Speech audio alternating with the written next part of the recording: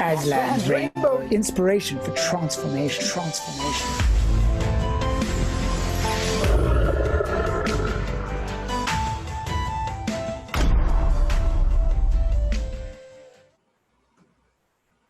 Inspiration for transformation. Reality. Reality. What on earth is reality? Well, today happens to be a day to explore that. And we are gathering together because I think that we can do more together than we can apart.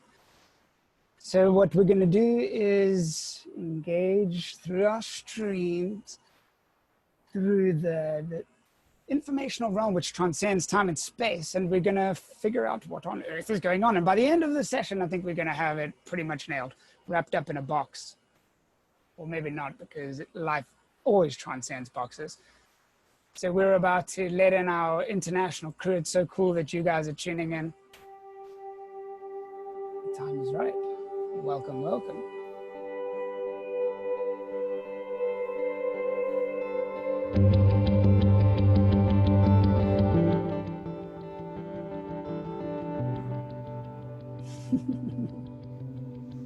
There they are. What be up, brethren?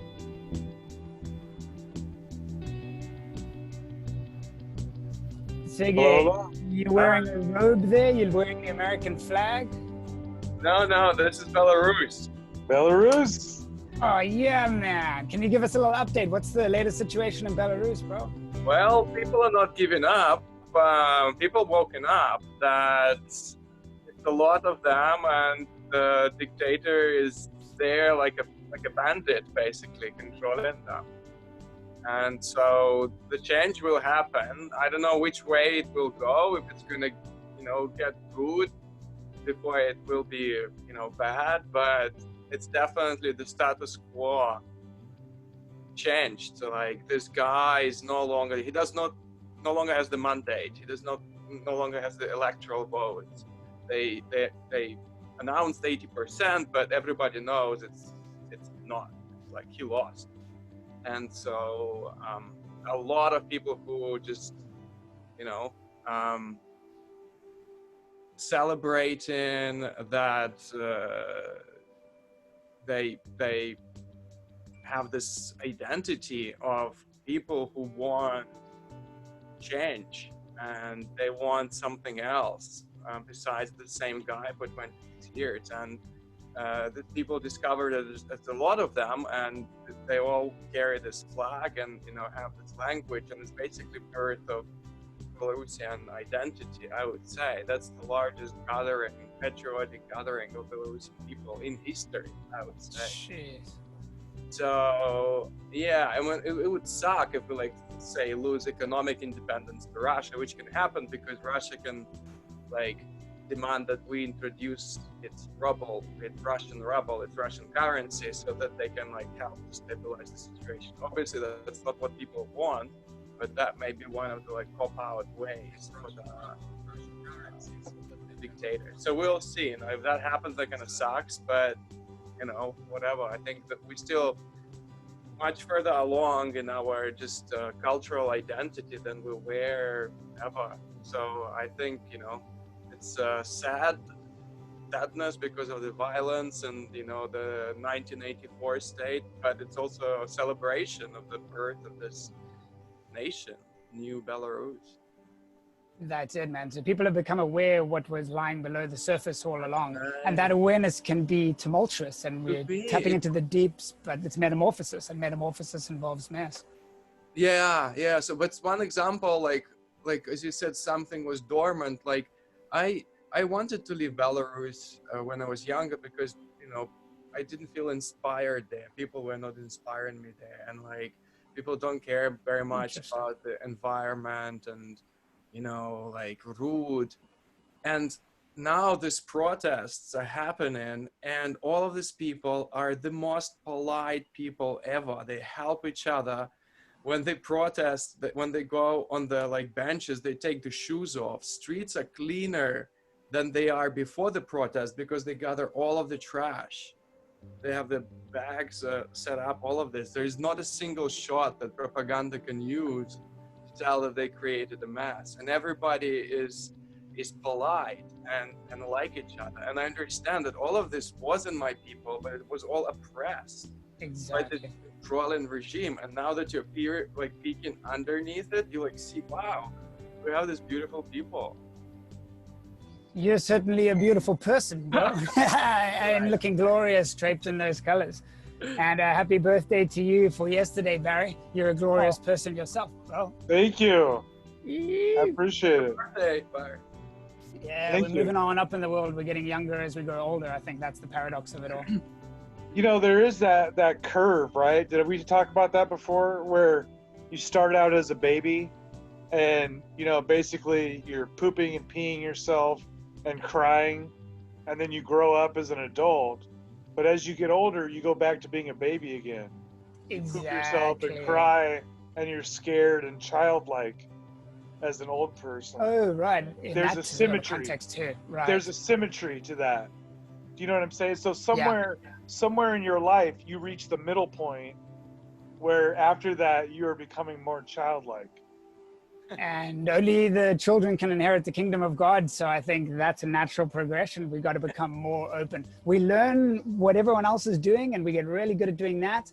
And then we recombine all of that in new ways and embrace that spirit of creativity that the children have towards the end of life. And we learn to let everything go and be open to the next transition.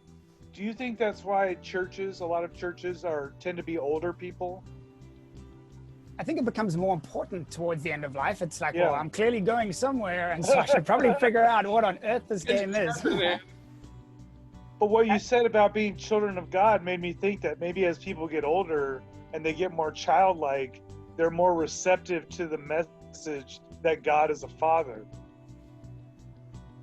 Because, dude, it's a beautiful thing to see God as a father, man. I saw a dad pick their kid up and carry him up the steps because he would have burnt his feet yesterday. And I thought, look, God's doing that to us. The kid doesn't even know. He feels a bit of pain, but this larger presence picks him up and takes him to where he's trying to go. So that submission as we get towards the end of our life, towards this larger force that guides us, not only is it beneficial, but it's essential because you pretty much don't have a choice. But when you talk to like young atheists, a lot of times they're kind of angry at God as the father. Like they think that this idea that somebody's in control of them and telling them what to do and punishing them, they resent that. Of course, You know? especially in America, where it's the land of the free and the home of the brave, bro. We want to do our own thing. But I think it's an interesting cycle that you start that way as a rebellious teenager, you know, and then you reach the peak of adulthood, and then you go on this slope back down into childhood, and this time you're receptive to God as the father. Oh, Skip the rebellious teenager part, right? You just kind of go right into the... Well, you slide right through it because you know what's on the other side. You know where you're going to end up, I guess, is when I think that's the symmetry of life is. We know where we're going to end up because it's where we started, but from a higher perspective. Yeah. I read a quote by Joseph Campbell yesterday that said the whole aim of life is to manifest God, and life's whole aim is that. And so towards the end of this meeting, we'll be closer to the aim of life than we were at the beginning. And that's a beautiful thing. If you guys don't mind, I'm going to kick us off here because the minds are gathering, and this is a beautiful thing. And welcome, Brandon. Welcome, Bree. Grayson's trying to join. What up? Hey. So what we're going to do, you guys, and Bonnie's here as well. We got the next generation. Hey, B. That's okay. And the dog as well. We got interspecies collaboration, yeah. So what we're going to do today, guys, is Grayson's busy connecting, and he's going to introduce us to a different way of thinking through a Zen Koan. I'm going to do a little presentation on a QR code quest that I've launched in California, where they're going to have Sergey lead us on an exploration of consciousness. Super appreciate that. Grayson's going to come back in the house and is going to discuss Elon Musk's Neuralink device, which I think is pretty transformative. And then finally, Barry, who's older and younger at the same time, is going to facilitate a group chat.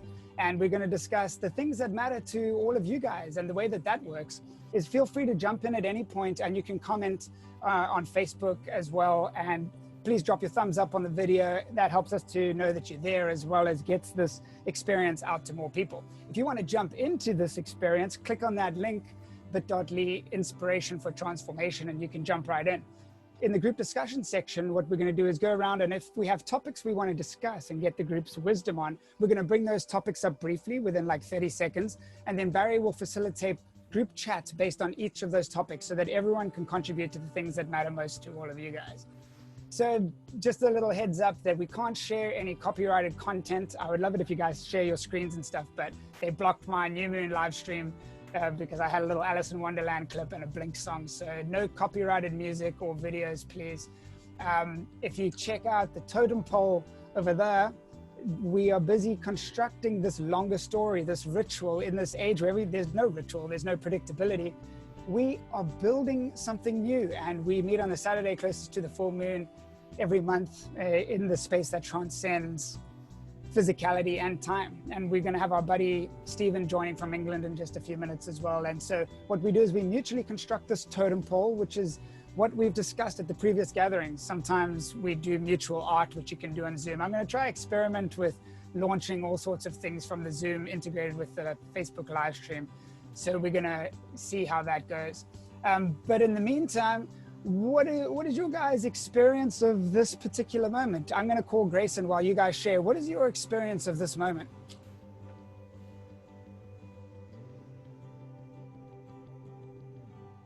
I'm not sure I understand the question. Well, what is your mindset like right now? What is your take on where we are in this space-time context? It's an abstract question because abstract allows it to be an ink blot test and you can interpret it any way you want. Yeah, I think there's a lot of different layers of reality. And so some people like to have kind of like the Disney childlike layer, which is very simple. It's all about good and evil, you know, very black and white. Then there's other layers that are like tend to be like science fiction, right? It's like it's a little more alternative as far as the way you view reality. It's a little more alien and interwoven with ideas and spaces that are a little scary. And then you go above that and it just keeps getting more and more layered based on what you can handle. Oh, you're going to take us up some of those layers today, Barry? I'd like to. Appreciate that, man. Yeah. I mean, it's the least you can do since you've made that journey yourself yesterday. You got the next rung up the ladder. Yeah, the next wizard level. Here we go. Oh, there he is, the man with the red umbrella. Hey! Yeah, it's been a struggle to get some internet. I'm currently en route to Burning Man. Are you serious? Oh, Burning Man's happening? I am in Mammoth right now. That's sick. And I've had coverage. I've had cell coverage the entire drive up until literally just now, and then I was going around looking for Wi-Fi. So I got some Wi-Fi. I'm in a parking lot of Mammoth. Dude, that's classic. Is there going to be like social distancing and masks and stuff at Burning Man, or you let down all masks at Burning Man? Plead the fifth on that one, Chief. I can't say. I just know that this year is probably going to be one of the more authentic years back, like similar to how it was in the 90s. You know, there's no tickets, there's no formal infrastructure. It's just a bunch of people that wanted to go anyway. Yeah, I think Burning Man has been a place where there's no rules, and that's the whole point. So it would just be, there's no rules. It's like you do what you want. So if there was rules, it's a place where it's supposed to be broken, you know, where the walls are down and you're just absolutely crazy. And I've heard that the authorities have been generally pretty accepting of people going out there. You know, I don't think that they're enforcing a whole lot of stringent rules on the gatherers. I heard that there's a couple hundred people out there. Dude, so is it free? You said there's no tickets, it's free?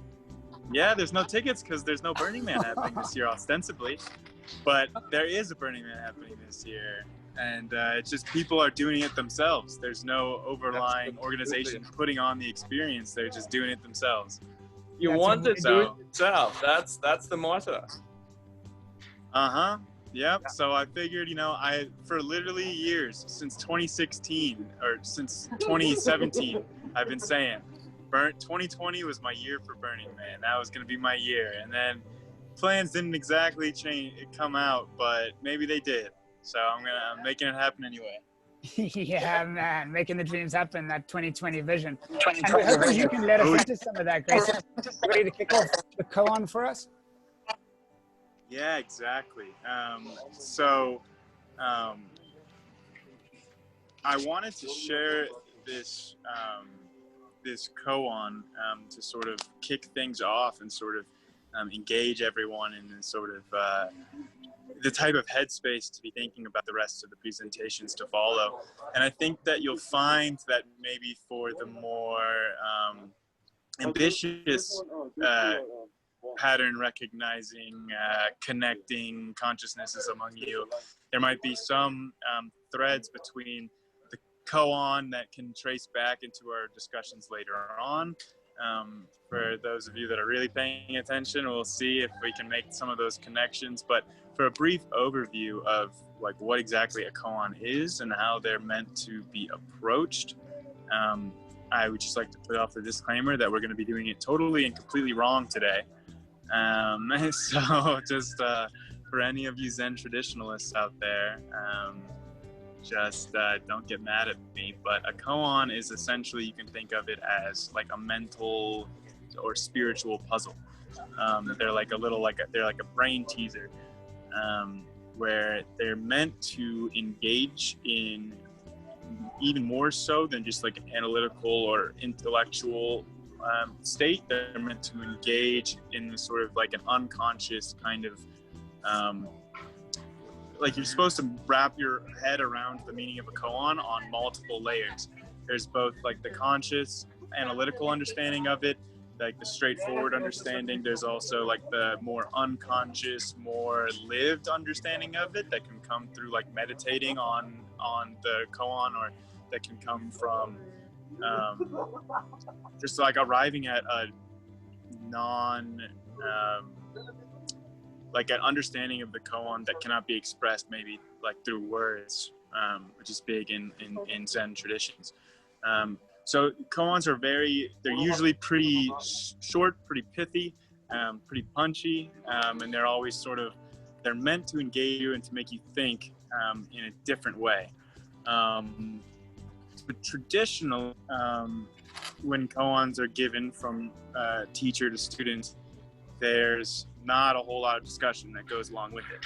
You're not supposed to, the teacher doesn't give you any hints about what it means, and the student doesn't ask any questions of the teacher. It's more of an input thing. But I think that it could be a lot of fun to have discussions. And I don't know if, we necessarily have to be bound by the rules of tradition on this. So I wanted to share it's a very, very brief koan actually. And I wanted to maybe even have some of the discussion be maybe before we even finish the koan. Maybe we'll go really off the handles with it. But it essentially starts like this. There are two Zen monks, young initiates, young disciples. They're not masters yet. And they're arguing. A huge chunk of the afternoon, they're arguing back and forth. They're just sitting outside in the monastery by the flagpole, arguing back and forth. It's getting very heated. One monk says, "How can you be so obtuse? It is clear that the flag is what's moving." They're like just looking at this waving flag on the flagpole. And when it's like, how can you say it's anything different other than the flag is moving? Just look at it. The flag is moving. Anyone can back and says, no. It's not the flag that's moving. It only looks like it. You're not really thinking about it, and you're just looking at a surface level. It's actually the wind that's moving. The flag's not moving, the wind is moving, and it looks like the flag is moving because of it. And they're going back and forth, and the other one's saying, no, clearly, look at it. The flag is moving. How can you say anything else? And they're going back and forth, and it's getting more and more heated. So before we get to the punchline at the end of the koan that's designed to make you think, I wanted to get you guys' thoughts on it so far. Does anyone go in on one side or the other? And both of them are moving. Both of them are moving. I like that. Let's launch a poll. Let's see what happens, whether you can do it through Facebook live streams. Can you guys see that poll? Option 1, the flag is moving. Option 2, the wind is moving. Are you guys able to vote? That's all we get is 2 options. Oh, yeah, bro. It's duality, man. You have to be on the black or the white side, the liberal or the conservative. Is that what Grayson was explaining, that there's only 2 perspectives here? No, he's got a punchline, but are you, it could be cool to go with either option 1 or option 2, if for nothing else, but to see whether the polls work in Zoom integrated with Facebook live stream.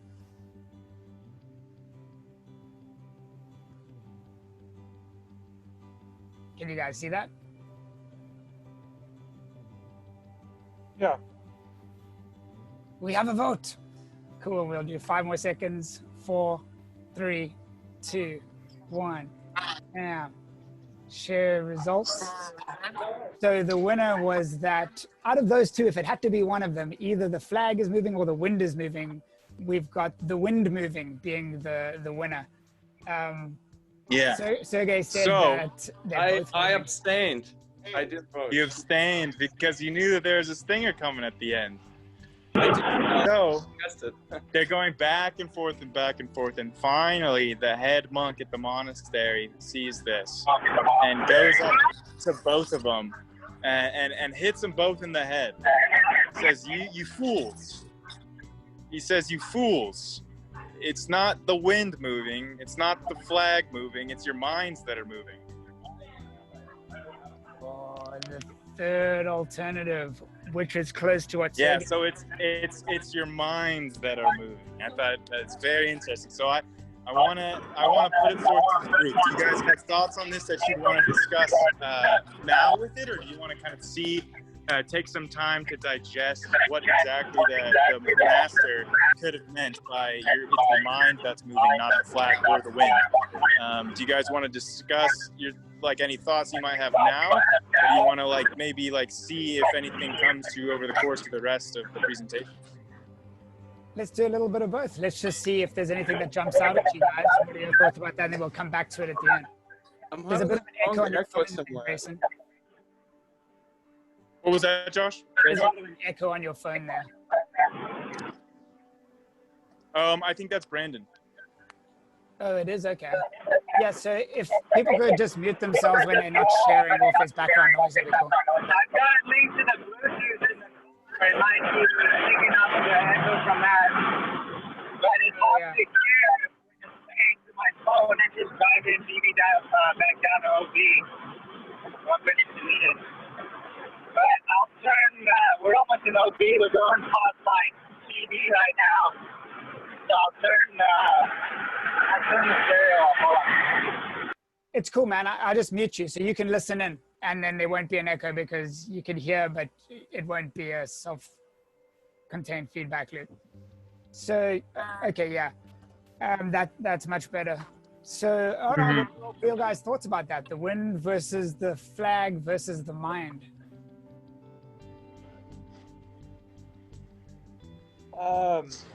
Well, I think whenever I engage in thought exercises like this, what I do is look at what is the consequence of each outcome, right?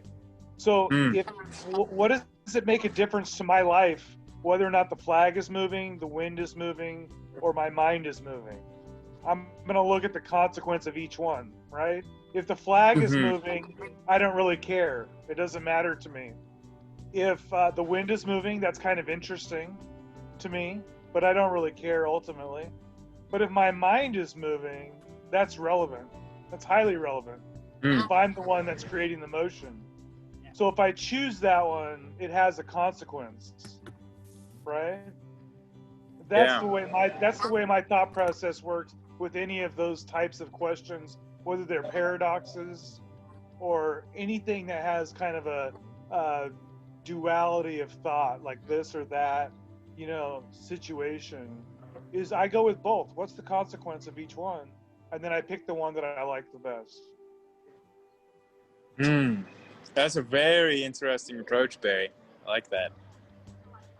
To me, it's a very similar idea, a question about when the tree falls in the forest and nobody hears, does it really fall? So, like, here we are thinking, okay, you have this object, a flag. Does it really exist if nobody's looking, if it's not interpreted by those two monks? And if you want to accept the point of view of the flag itself, then the flag exists because, you know, it observes itself as an entity that interacts with the wind, and that we all experience some changes to its construction. And so from the point of view of the wind is moving, and from my point of view,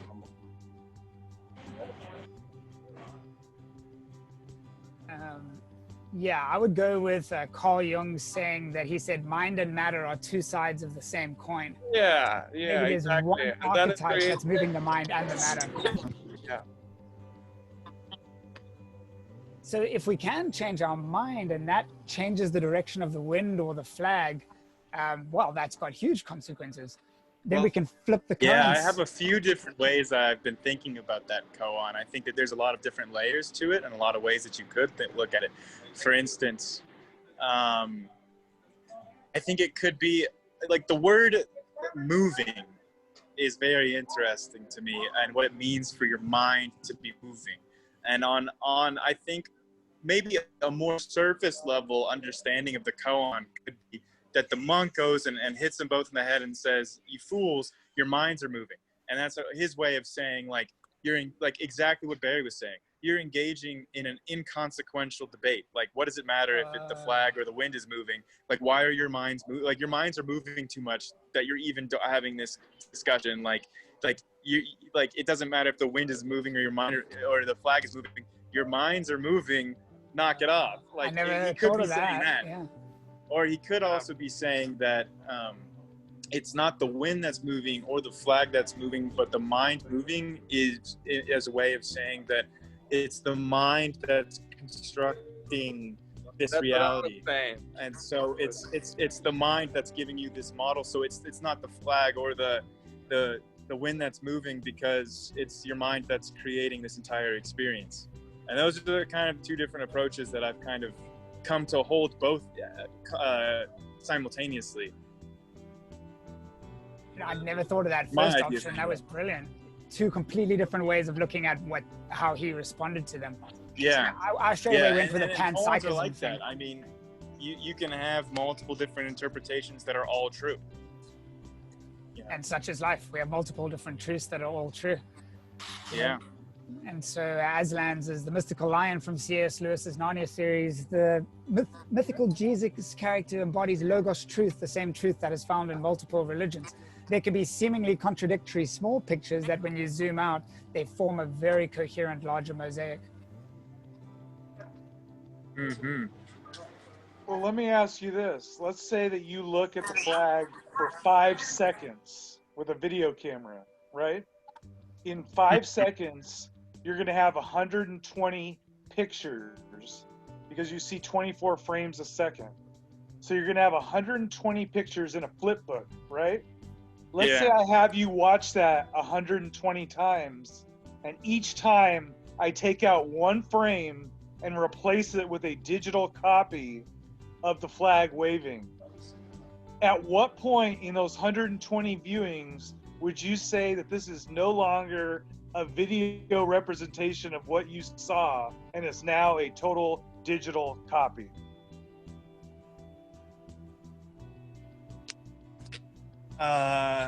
Beginning. How many frames? How many frames have to be replaced before you say, this is not what I saw? This is a drawing. This is fake. It's probably not a linear. I think I've heard something like that before. Like if you change one cell in your body, at what point do you become a different person?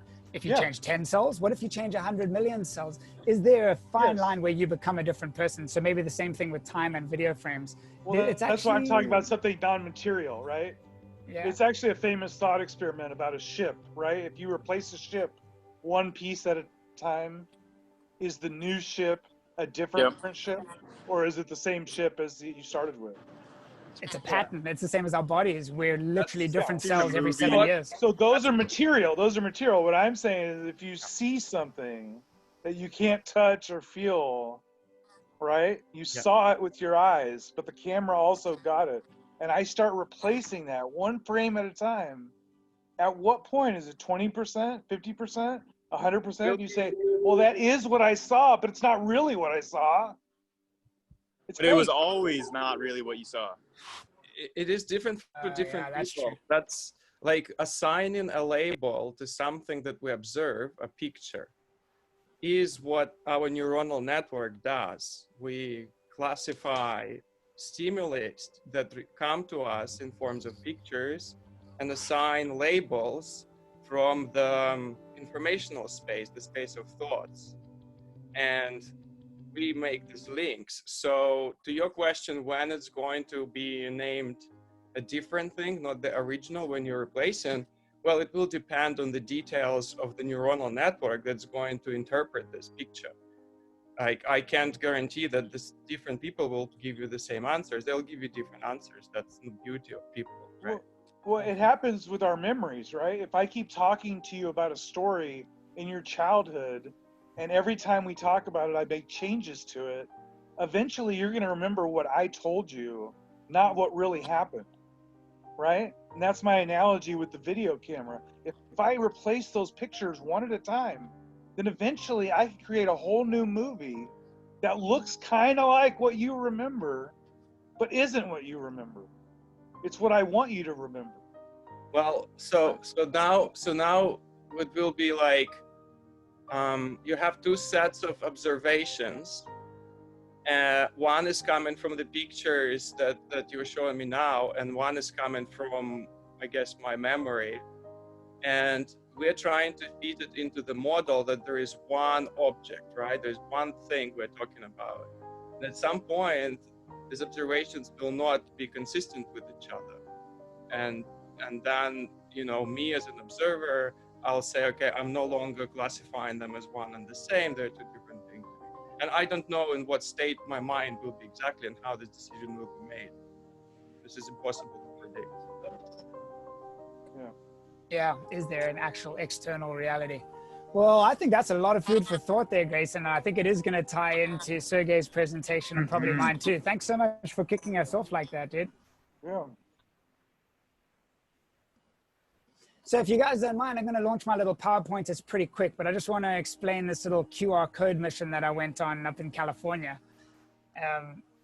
It's an adventure because we are, and from the beginning, Azlanz Rainbow, we've been working together to integrate the digital and the physical domains. And so now through COVID, that's almost more necessary than ever because people are disconnected in the physical domains. So the opportunity is ripe. So what I have here is a little PowerPoint presentation that I'm going to share with you. It's the code quest. What if this whole reality is like a coding, and like the Matrix, we can get in there and we can change up the coding. We can change up our minds so that external reality manifests in different ways. And what if, as you guys were saying, everyone has different perspectives, and the combining of perspectives leads to a greater whole of truth than we can have by ourselves. So ladies and gentlemen, Code Quest. Oh yeah, can you guys see that? Yes. Okay, sick. So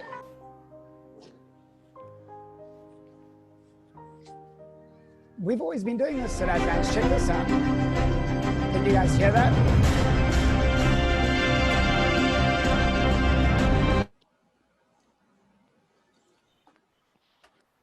Yeah, it sounds good.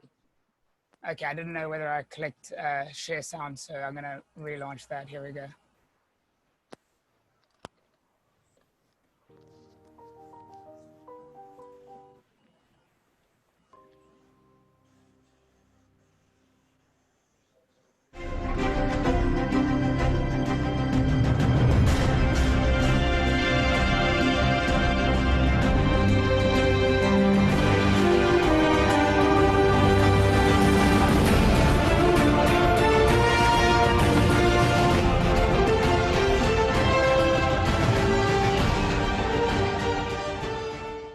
You remember that? So Yeah. epic. So epic. It is like an epic, dude. And there were you, Sergey, pointing out the stars. You remember that? Yeah, I'm concerned about the use of TED logo there. That's true. Yeah, it was supposed to be ideas worth spreading, and we were creating the new Athens, which is like a platform for spreading of ideas. But I think you're right. We can't just go ahead and say, "Oh, we're doing TED." Yeah. Appreciate that, dude. I think we should be careful of that. Well, I love the energy. It's like I want to go on an adventure with those guys. Oh, guess what? You are living that dream right now, bro. Yeah. And we're gonna go. We're going on a virtual adventure up the Californian coast. So this is what I did, guys. I made these QR codes, which if you take a photo with your phone, they bring up pages on the website, which are unique to the different places that I posted these QR codes. So for instance, here's San Diego's one. It says, "We love you, San Diego. We're connected to you in the now. There are frequencies beyond the visible spectrum right in your midst. Use your phone's camera to take a photo of this QR code. Open the link that pops up. It'll connect you to those who've been here before. And might they have left you a treasure and clues to find it? We might have left them a treasure." And that's exactly what we did. So if they open that up on their phone, it comes to this. This is the one from Berkeley. We love you, Berkeley. Tell us what you're looking for and we'll work together to find it. So what you can do is just like in WhatsApp, you can leave a voice message of what your experience is of that particular place, what you're looking for. If they say that they're looking for that treasure that we've hidden, then we will release clues because I've hidden bags of little treasures within a 1 mile radius of where these QR codes are posted. And I've done that up and down the California coastline. This is a beautiful, colorful, and a vibrant state. And so this is me sticking these guys up in various places. That one is Santa Cruz on the top left. That's Berkeley on the bottom right. And Santa Barbara on the bottom left. Check little rainbow foot spa, and it's on the phone booth. So as I went up the coast, we stuck one in San Diego, in San Clemente, in LA, in Santa Barbara, in Santa Cruz, in San Francisco, at the place Haight-Ashbury where the hippie movement originated, and then at UC Berkeley. And so near the QR codes, I stuck bags like this. So it says, keep one, give one away, leave something as a replacement in this bag. And so there's a $5 bill and they're supposed to keep a 5 and give a 5 away to someone. I think that by getting something and then giving something, that fills your cup doubly. And imagine the butterfly effect that could create. And who knows what they'll put back in that bag. I mean, in some of these places, if people are super wealthy and they happen to find it, they could put something ridiculously cool in there. In other places where people are open-minded and creative, they could put something that's worth more than money in those bags. So I think that just integrates the digital and the physical realms in a value-giving way that I thought was kind of interesting. And so your town is yours, wherever you're watching from. And I know that this is a global community right here. If you want one of these QR codes and we could stick a little treasure in a bag, let us know if you want to inspire your town. You can email us at azlanzrainbow@yahoo.com and let's integrate the physical and the digital domains. And that's about it. What do you guys think? I love it. You think that's it? Cool. Yeah, I mean, I love the way Brilliant. QR codes to make it easier to communicate. You know what I mean? There's so many signs out there that tell you, go to this website, call this number, text this. Like, I like that you're just making it super simple. They can just point their camera at that and then boom, you have access to a conversation, right? Right, and a conversation with locals in your area because it'll be other people who are bringing up that particular QR code. Yeah. So it's kind of like a bar or like a meeting board where you can post meetings at a particular place. And stoked you're here, Chris. You also cruise up and down the California coastline. Yeah. So that's done awesome, dude. We got a little gathering here, brethren and sister. Yeah. So thanks for that, dude. And then Sergey, it's all on to you, man. Let's hear about consciousness. All right.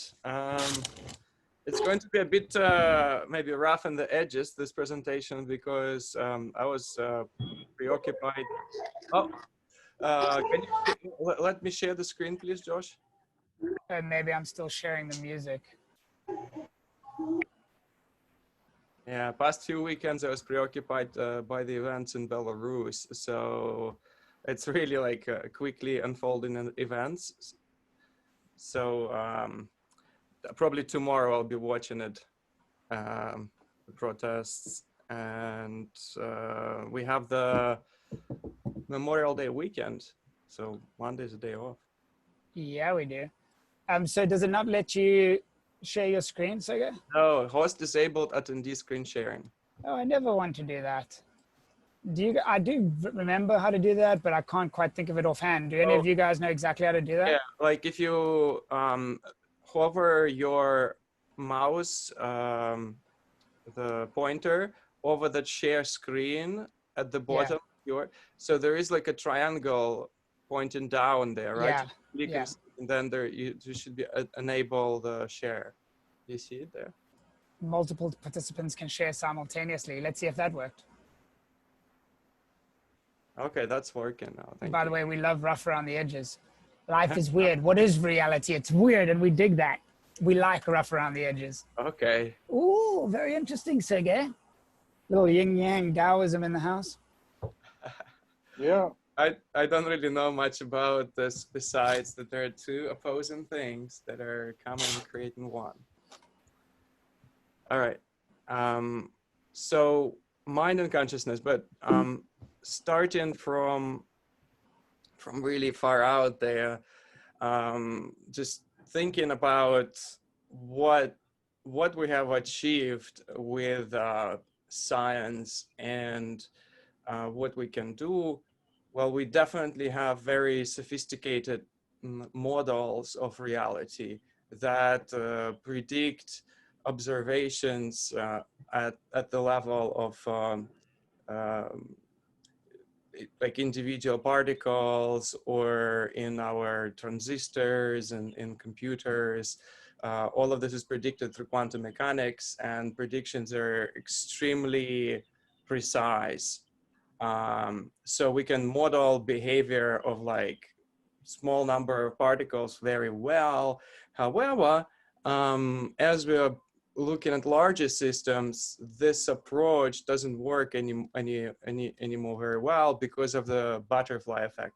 We just brought it up, right? Yeah, I did. I actually just want to bring up one more thing. By the way, this guy knows what he's talking about, ladies and gentlemen. This is Sergey, the scientist. He's got a PhD in molecular biology from Cambridge University. So respect, bro. Please continue. Thank you. Well, so my PhD is in molecular biology. So I'm really leaning heavily here on the PH part, the philosophy part of the PhD. It's not really. We like that. So, yeah, dude. Thank you. Yeah. So yeah, science is a way for us to create predictive models. Is a toolbox. We create predictive models and they work very well. But really, for complex systems, the computations become so huge and complex that small changes in the conditions, sets of initial conditions, lead to like drastically different outcomes. So nobody can really, future is really unknown. We need to work it out. We're, as we are interacting with each other, we're conducting measurements and we are computing what's the most likely way that the universe will evolve. And so that's what I mean. We're moving into the future as we're computing it. As we go, and it's impossible. So I just wanted to point out something that I really liked about this slide, which I think may have been unintentional on your part, but the title, did you mean the future is unknown? Because I actually really like the future is unknown. It should have been unknown. Well, because we always hear the future is now. And the future is on now. Yeah, it's not now. Yeah, we don't know the future. The definition of the future is that it's on now. Can I hold on, Grayson? Can I get Greek for a moment? Oh, please do. What if you reordered the N and the U and it was the future is new now? Oh, I like that. See, what a brilliant typo. All right. There's no accidents, dude. There's no accidents. Yeah. Okay. So, so as I said, we're as a physical objects and living. Is everybody hearing me okay? Yes. Yes. Yeah. Perfectly. For Right. some reason, like I stopped hearing any background, complete silence. I was just wow. That means you got the mic. We're listening. Yeah, I Yeah. got you, Cool, bro. cool, cool. All right. So as we're making these observations, we are through eyesight, through hearing, through touch, we are measuring the reality in front of us. But the definitions, the labels of what things are, the objects, those are the computation that is happening in our brain. So we are we have the neuronal network that is running in our head, and it's much in high dimensional, high complexity data set of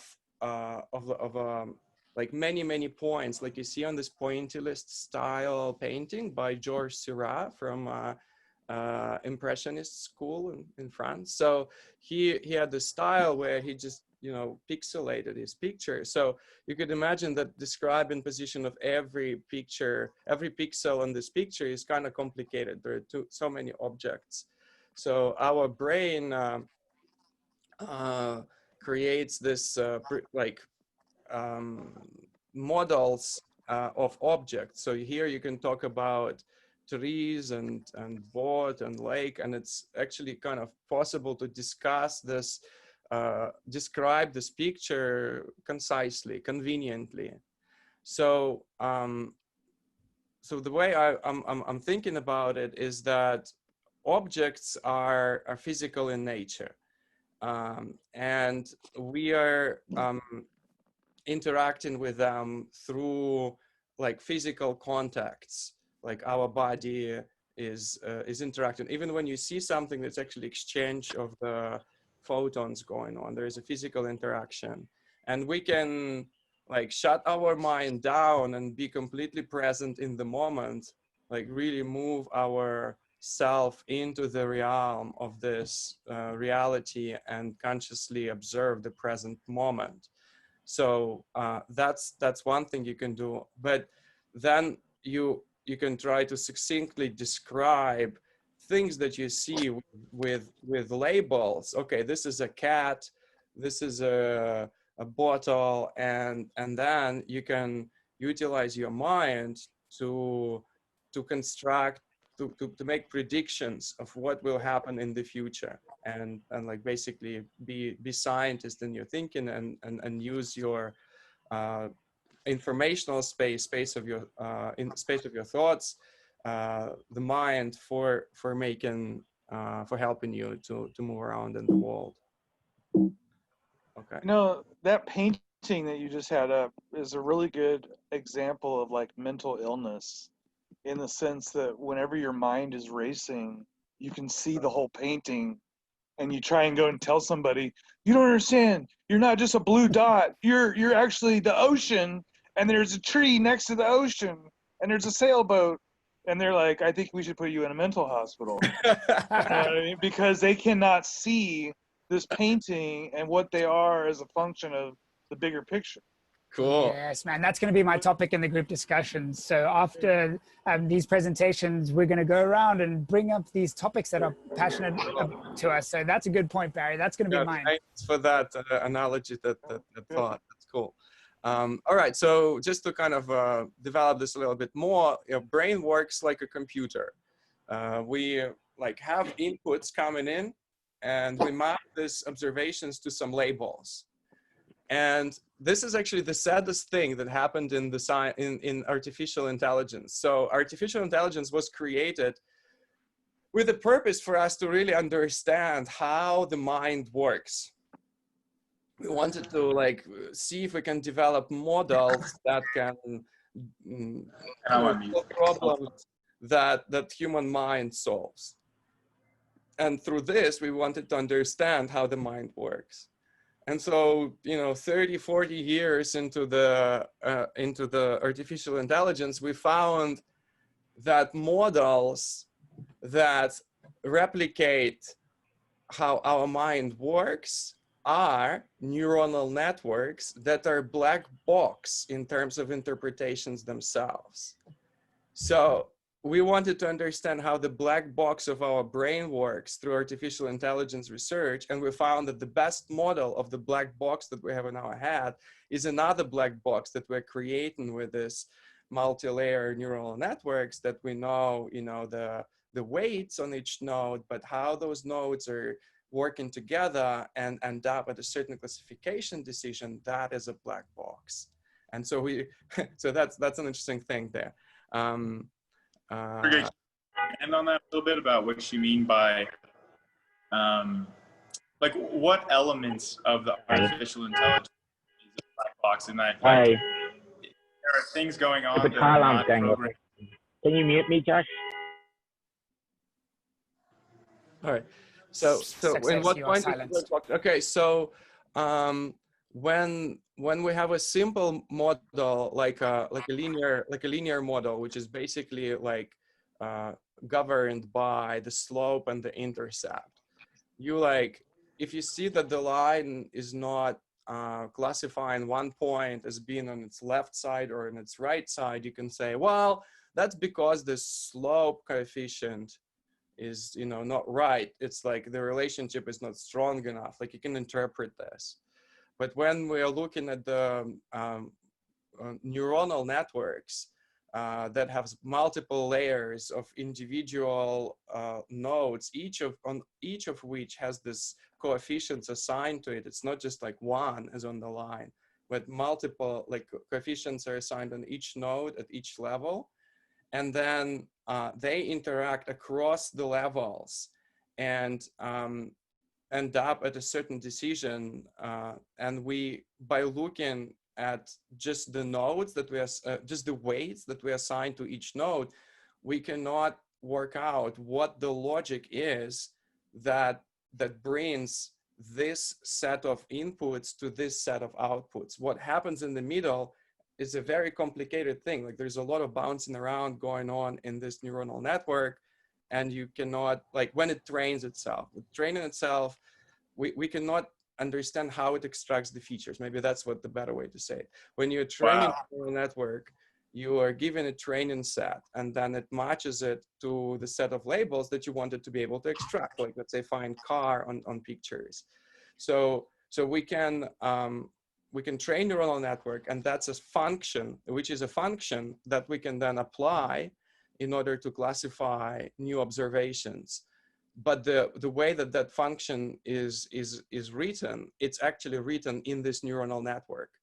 So that neuronal network itself is the function, and the way that function is trained, how it extracts, how it does the mapping is unknown.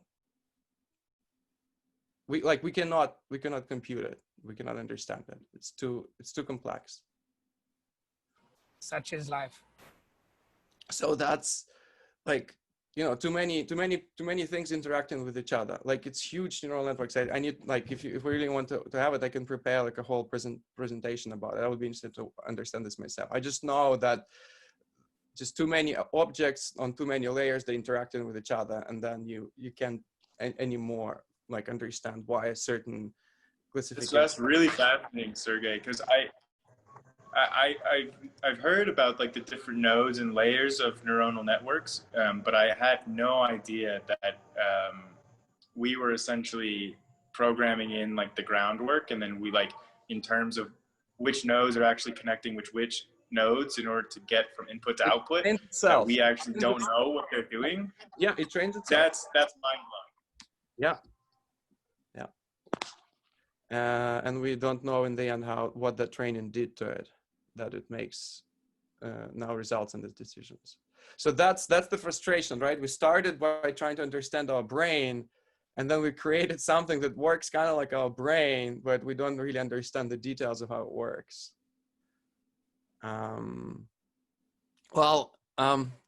So either way, what's happening in our neuronal network is not understood, but we do end up with a decision. Or I see a cat, for instance. That would be a classification.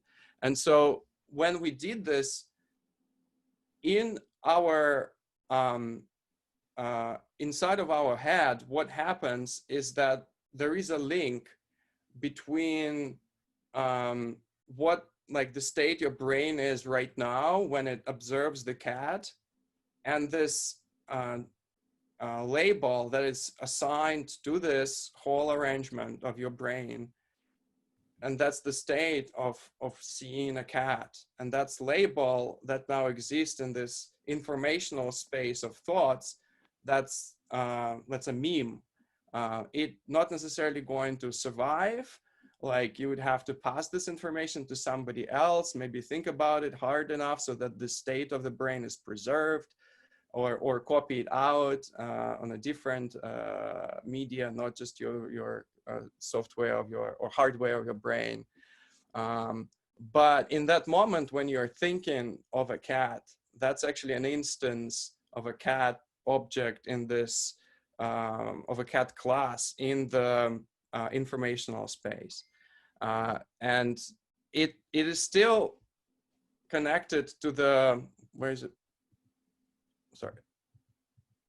Yeah, what I want to say is that these labels are kind of real in their own right. Like, for instance, words. Words are a language are constructed from underlying biology of our, again, nervous system, but also all these vocal cords and the sounds and utterances. This is like various things from the base physical reality go into creation of the right, arrangement of things that then can be interpreted as words. And despite like that sort of like dependence in the existence, so one layer is dependent, like layer of words is dependent on the underlying physical reality. It has to have it in order to exist. Yet it has kind of existence in its own right. It actually evolves, like as you see here, evolution of languages. It's very interesting for me to look now, especially in terms of all this Belarusian revolution. You can see here Belarusian language, Ukrainian, and we're sitting on this branch with Russian. This is the Slavic languages. And then Italian languages. So French is actually similar to Spanish. So my wife is from Quebec, she can assert to it. And then there's another branch, English. Who knew that English is more similar to German than it is to French? This is fascinating, man. Yeah, so there is evolution happening, and this is evolution of life. There's tree of life, simplified, of course, but evolution of genetic information. So despite this words, language being completely like emergent from the base reality, it has this existence in its own right in the informational space. And you can observe these beautiful trees. Wow, dude. Yeah. So, and what's interesting that the labels, evolution of labels, is also talking down to the physical reality. It's not just like evolving by itself. The languages are evolving and not really doing anything with the physical reality.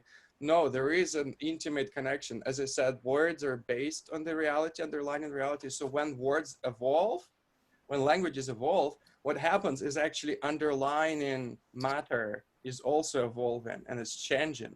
As we can see here in the evolution of this hyoid bone, it went from like this kind of rough, big structure to very sophisticated thing that can like be used to precisely stretch the vocal cords at the right tension. So that's the evolution that was driven by evolution of like utility of language.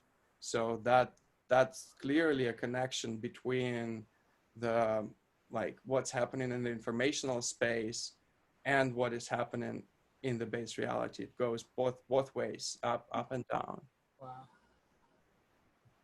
And this is just a theory here. So what a thought is that the self really provides this connection between stuff that is happening in this informational space, the thoughts, and all of this mental models that we are making, and conscious reality. So both of the, as I said, thought is actually emergent from the objective reality of matter, and we are, as carriers of it, we are aware of the state in which the matter of our brain is, and changes in the state is that computation that is happening in our brain. Those are the thoughts.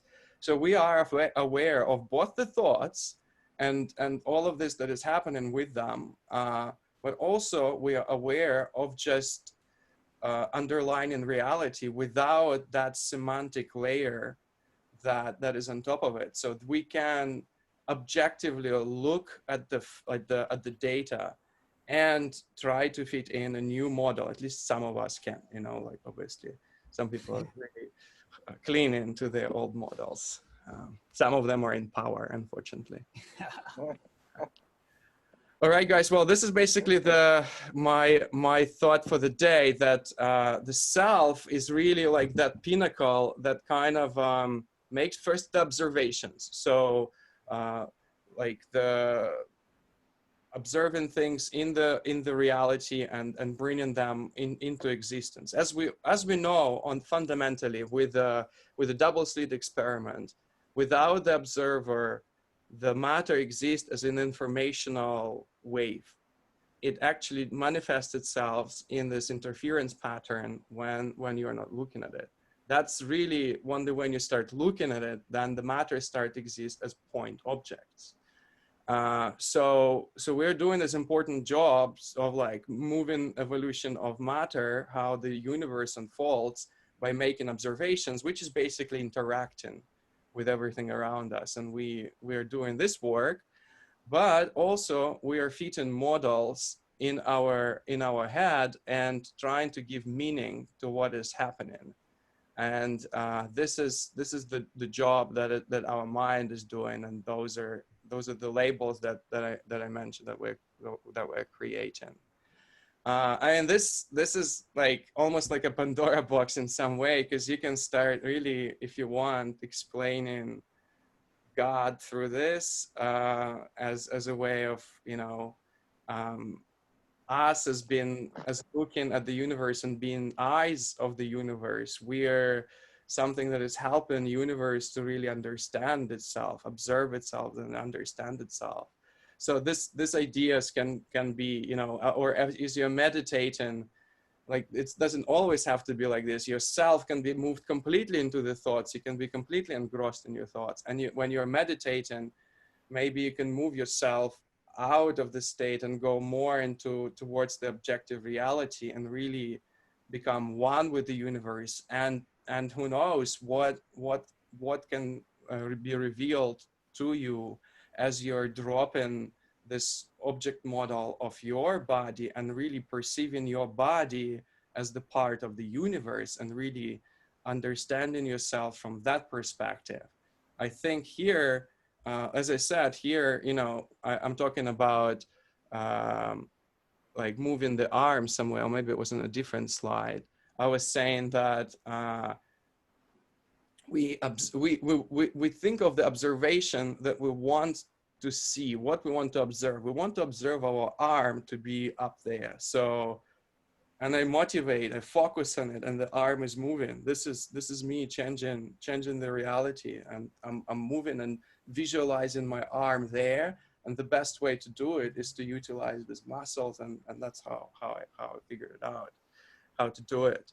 And as you are now becoming one with the universe, now you're becoming more aware of other things besides yourself, things around you, things in your environment. They can help you to maybe gain better intuition, to really understand where is all of this is going, the situation, this the world around you. And I don't know what other powers may be may reveal themselves if we can really be one with the universe and really perceive the whole universe, not just ourselves in it. Oh, I like the way you laid that out. I would that everything you said assumes that somebody is sober and clear-minded. And, you know, when you're talking about objective reality, you are talking about something that's hard and firm and difficult to move. But when you talk about subjective reality, I can change your reality in less than an hour with a lot of different chemicals, Yes, that's right. right? Very That- quickly. I mean, it's so flexible. It's like a rubber band, like bungee jumping, right? I could say, take this pill and we're going to jump off this bridge, metaphorically. And we're going to bungee jump your mind, but you're going to come back tomorrow. You're going to still be you. You may have a few different ideas based upon our experience, but in vast, you know, the vast sense of your reality, everything is going to go back to normal, right? Yeah. And so we have that flexibility, at least as humans. We can jump through realities and try them on like clothes, and then decide which one we want to move to in a more objective sense. Yeah, well, you kind of like exploring all of this space is a little bit more, you know, consciously sort of more focused on it. Like you're really making it easy for you to jump around the thoughts because you're really tinkering with the biochemistry of your brain. Yes, So, absolutely. and you're kind of experiencing those altered states. So, but they definitely help you to experience, because a lot of those chemicals are really what, you know, your body produces itself. So that's one thing. And another thing is, yeah, even if it's something that is not produced by body, although I would say most interesting ones are the ones that can really bind to the receptors and really active, like I think like the psychedelics and Absolutely. Yeah, I mean, I meant psychedelics when I'm talking about chemicals. I mean, that's really, if you really want to play with reality, you're focusing on psychedelics. Everything else, you know, whether it's like alcohol changes people's reality actually quite a bit. absolutely. You know? We don't really know how very well. Yeah, but it's a perception. It's not the objective reality that's changing, right? There's still there's still gravity. You know, they're still in a country with laws. There's all these hard and fast things. But all of a sudden, somebody who like was normally very conservative, they have some tequila, and now this guy wants to fight everybody and is dancing on the tables. And it's like, what happened to his reality chemically in less than an hour? You know what I mean? Like, that's amazing to me that we can travel that quickly.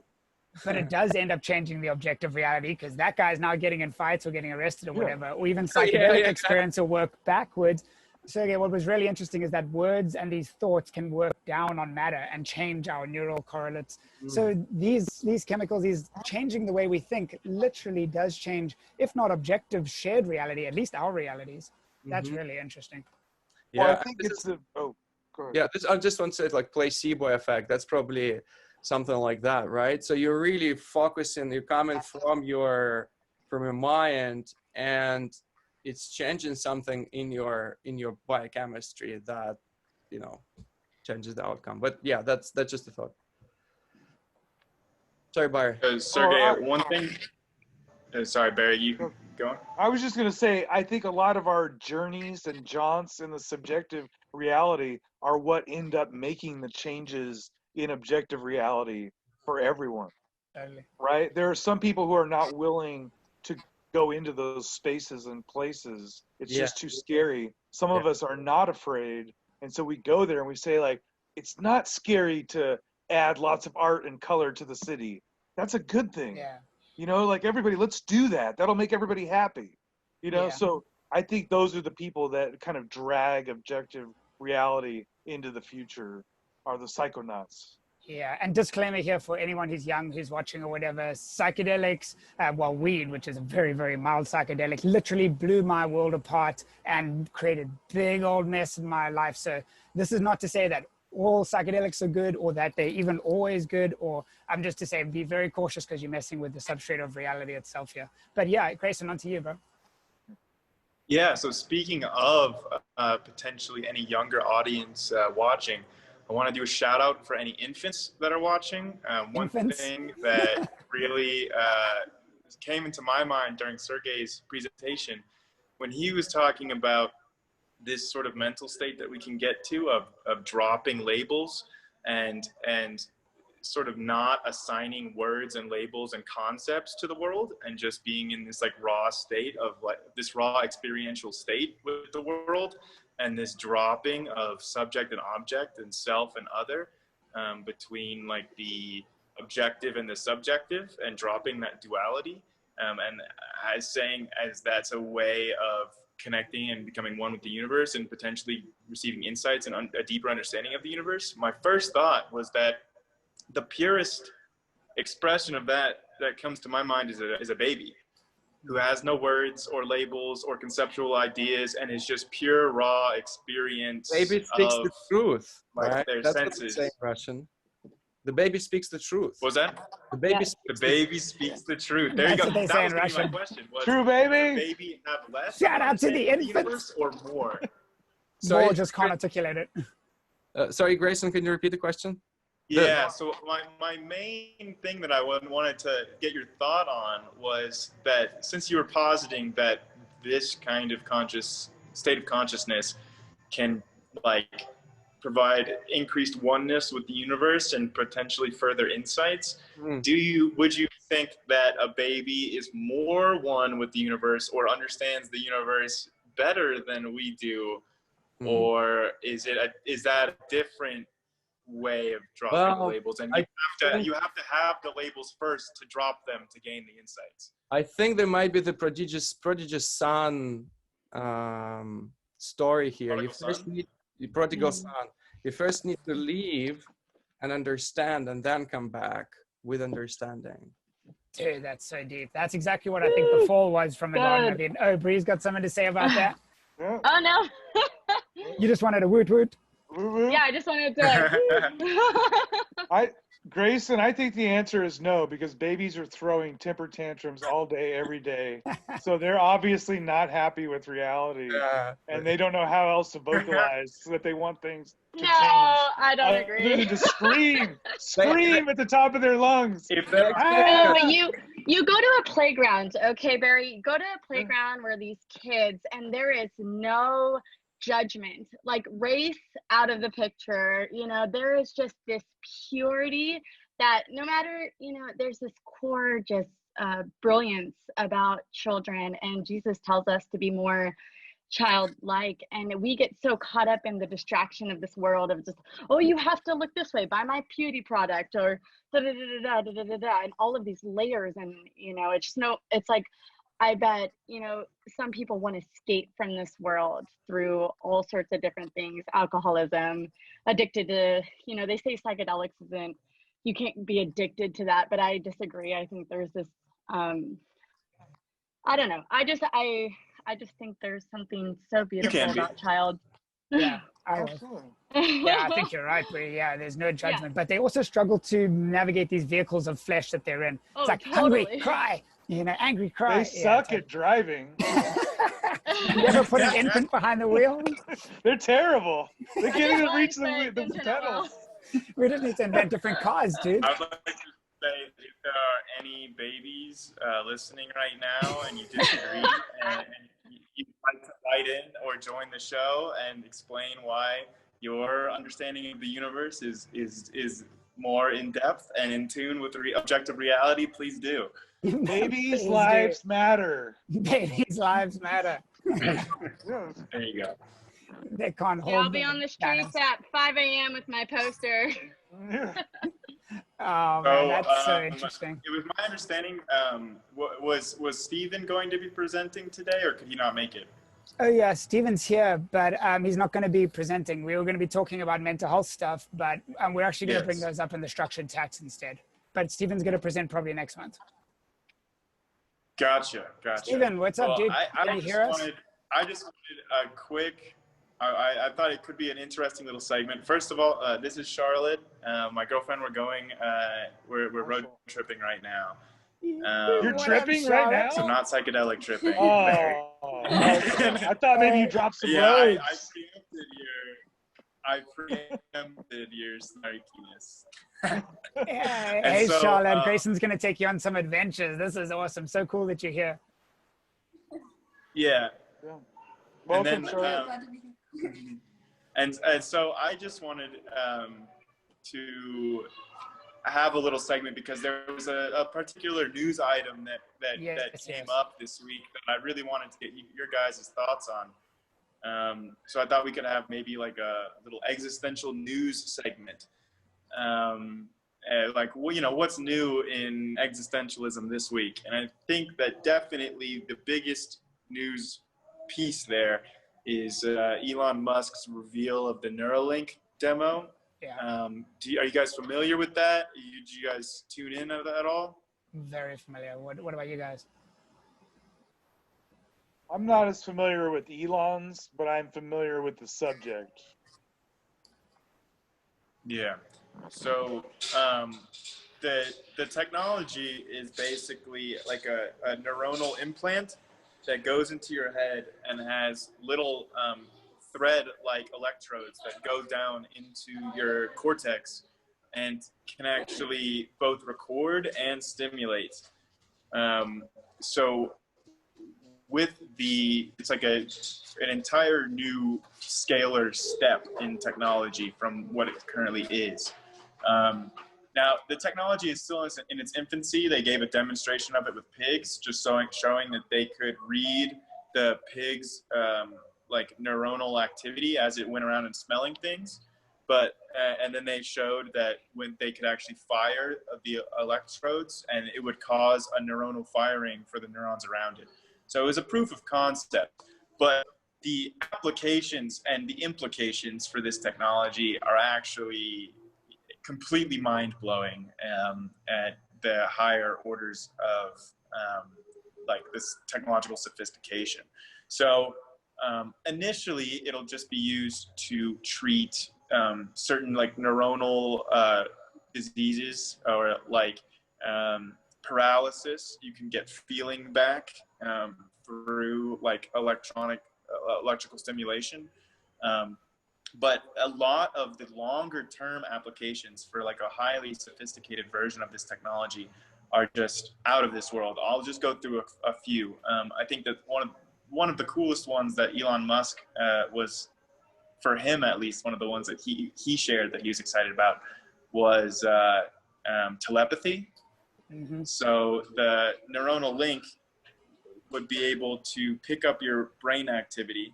So you can think of like an explicit thought like, hi, how are you doing? And like the brain the Neuralink can decode your brain activity to where you, it can basically translate your thoughts into words, and then it can wirelessly send that to somebody else's Neuralink, and then it can decode that back into thoughts. So you can communicate telepathically with somebody else with this device. And it's not just limited to words either. Like I could think of a picture of a red fire truck, and then Barry, in your head, you could receive like, oh, Grayson's DMing you a mental image. Open? And then you open in your head, you just think open, and then you get my image of a red fire truck that you visualize in your head. And this, it doesn't just end with communication either.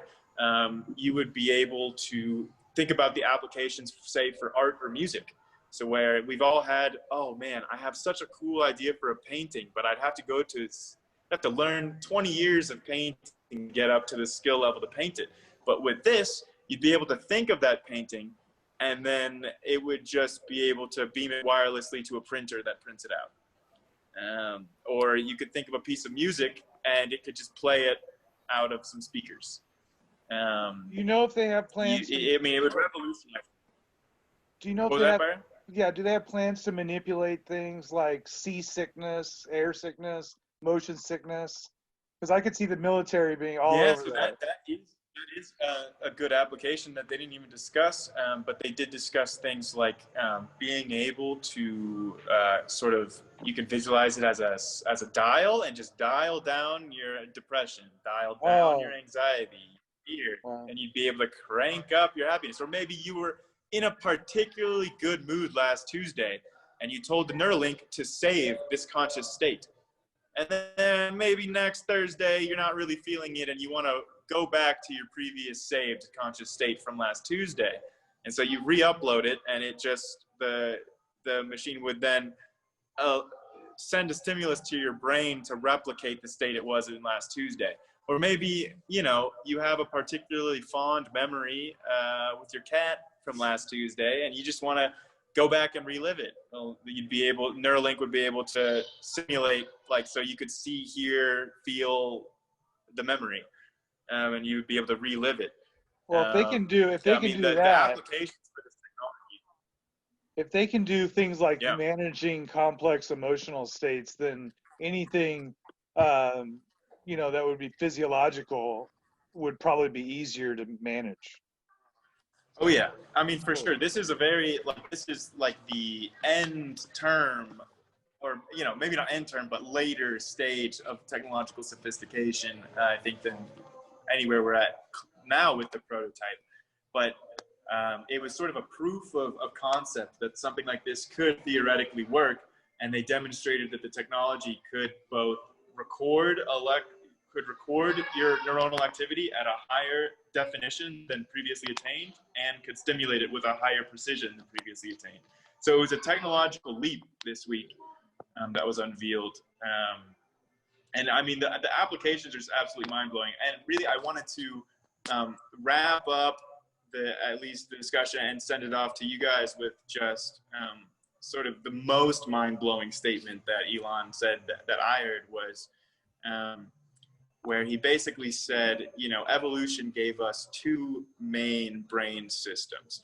You have like the limbic system, like the inner brain that's sometimes referred to as the lizard brain, you know, like your amygdala, your hippocampus, a lot of the things that are involved with like emotion and less so with what we would consider to be higher order thoughts, like executive functioning, which is in the next level up, the cortex.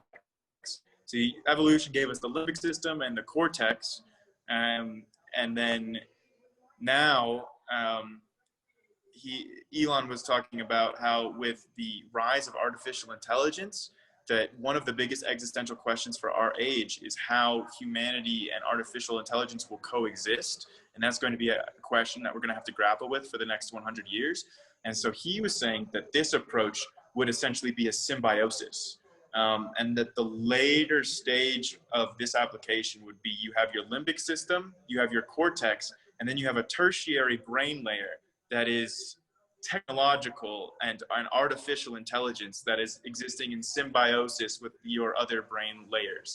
And that this could be used for all manner of things, including like collective consciousness, and like, you know, if you can communicate telepathically and you can beam thoughts to other people, you can do that to more than just one. You can have a group minds meld. I mean, the applications are quite frankly difficult for us right now to even wrap our heads around. I just wanted to shop that out to you guys. What do you think about this? Do you think that you would get one yourself, or would you not go anywhere near it? I mean, hesitations, excitements, like, what are your initial thoughts on this? Well, there are aspects of this that are new and cutting edge, but there are other things that have been worked on for a long time, right? So my parents are speech pathologists. They've been watching videos of people with cochlear implants being attached for now going on almost 3 decades, right? And that's people who were born without the ability to hear, and then have a device implanted in their head that produces electronic sound that's wired into their brain so that they can actually hear for the first time. And it's very dramatic, right? That's just one aspect, right? That's just an auditory signal, and that's like life-changing. People break down and they start crying. So I can't even imagine hooking in something like this that has so much more capability. You know what I mean? Like it's going to add senses in the way Yeah. that a deaf person didn't know what sound was. Well, we as humans are going to like know what the internet sounds like. Yeah. You know? Yeah, that's what I Yeah. said. Can I chime in really quick? Yeah. Yes. Okay, so I just have to give a shout out to Frozen 2. Anyone who hasn't watched it, go watch it. Barry, I know you're going to be doing psychedelics watching it, but go watch it. So Elsa was discovering, you know, her past and everything, and she asks Olaf, oh, Olaf, what is one of the, because throughout the movie, he's just like spitting out facts and stuff, and one of them was, I can't remember. Josh, do you remember the line well? Hold on, I'm gonna look it up. It says, advancing technology is both our savior and our doom. Wow. Stephen had And a I line think like that. I will destroy I man's think it's machines with his going machines. to just make us so powerful and amazing and bring magic that it's gonna advance just so beautifully. However, I think there's a lot of potential for harm, and so just the way we navigate this power is going to be, hopefully there's some really level-headed like powers that be, you know. Brianna, I don't know. You don't have to worry about this because none of this is going to happen. What? Oh, yay!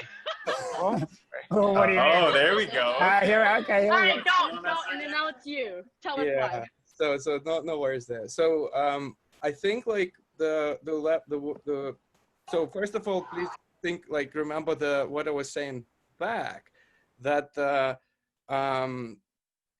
neuronal networks that we build ourselves, which are far less sophisticated than our brain, are already a black box. We wouldn't know where to find in the neuronal network how it makes a certain decision, or which nodes to stimulate there to tweak it one way or another.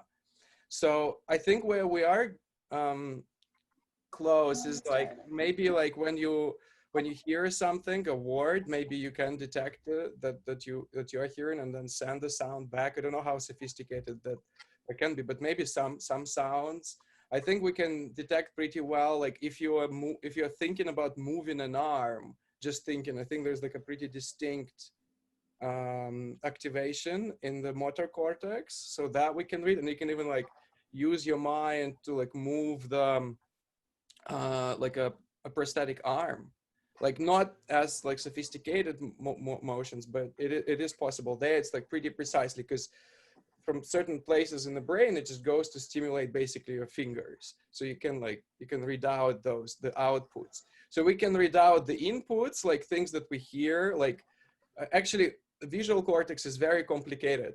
So the image is not just projected, it's very, very, very distorted there. And it's decomposed into different aspects of the image. So like, you know, motion is stored somewhere else from like the rest. So like it's very complicated to send somebody like a actual picture. They would have to stimulate just so many neurons, like recreate the state.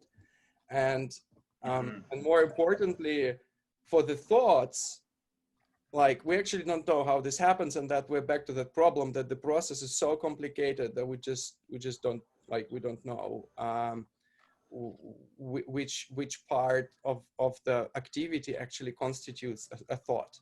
We don't know where the thought is. In fact, even the long-term memory and short-term memory, we don't even know is it stored in just the synaptic size and presence of synaptic connections, or is it some kind of like protein or protein modification, or is it in the RNA? I have a friend who just recently started a lab in Trinity College London. Specifically, it's literally the molecular basis of the memory engram. So certain things are possible now with a Susumu Tanigawa laboratory in Broad Institute. They can incept a memory into a mouse the fear memory. So they can plant change the modality. Like the rat will learn association between the stimulus and the reward first, and then by doing something to its brain, you can make this to be an aversive. And I think you can make it maybe back, because aversive would be like clearly like you're doing something to the brain, so everything will be aversive. But so modality of memory, I think it's possible to tweak now on the mouse. Like you literally have to change this, like the cell, not by stimulating it transcranially. There we're not at the level of stimulating individual cells. But if you have a capability of stimulating individual cells, you can adjust certain experiences. But like nitty-gritty details of like decision making, I think that's just a black box right now. We need to think about it from a different angle, maybe. Yeah, right now. But you don't think you're being myopic? Yeah. Like, it's just a matter of time, dude, till we figure this out. Look what we've done in the last 50 to 100 years. Give it 1,000 years, we're 100% going to figure this out. So I'd also like to. But this is what I was saying in my talk. The trend went the other way. As we were simulating our brain, we moved away from understanding of what we're doing and moved away to those models that are called neuronal networks, because they really are neurons. We're really understanding the way that the brain works by just replicating neurons. But how the neurons are organized in these neuronal networks is not more clear to us how they are organized in the brain. We're simply replicating the architecture and letting it train itself. So I would posit back to you of a little hypothetical about where we figure this all out without ever figuring it out.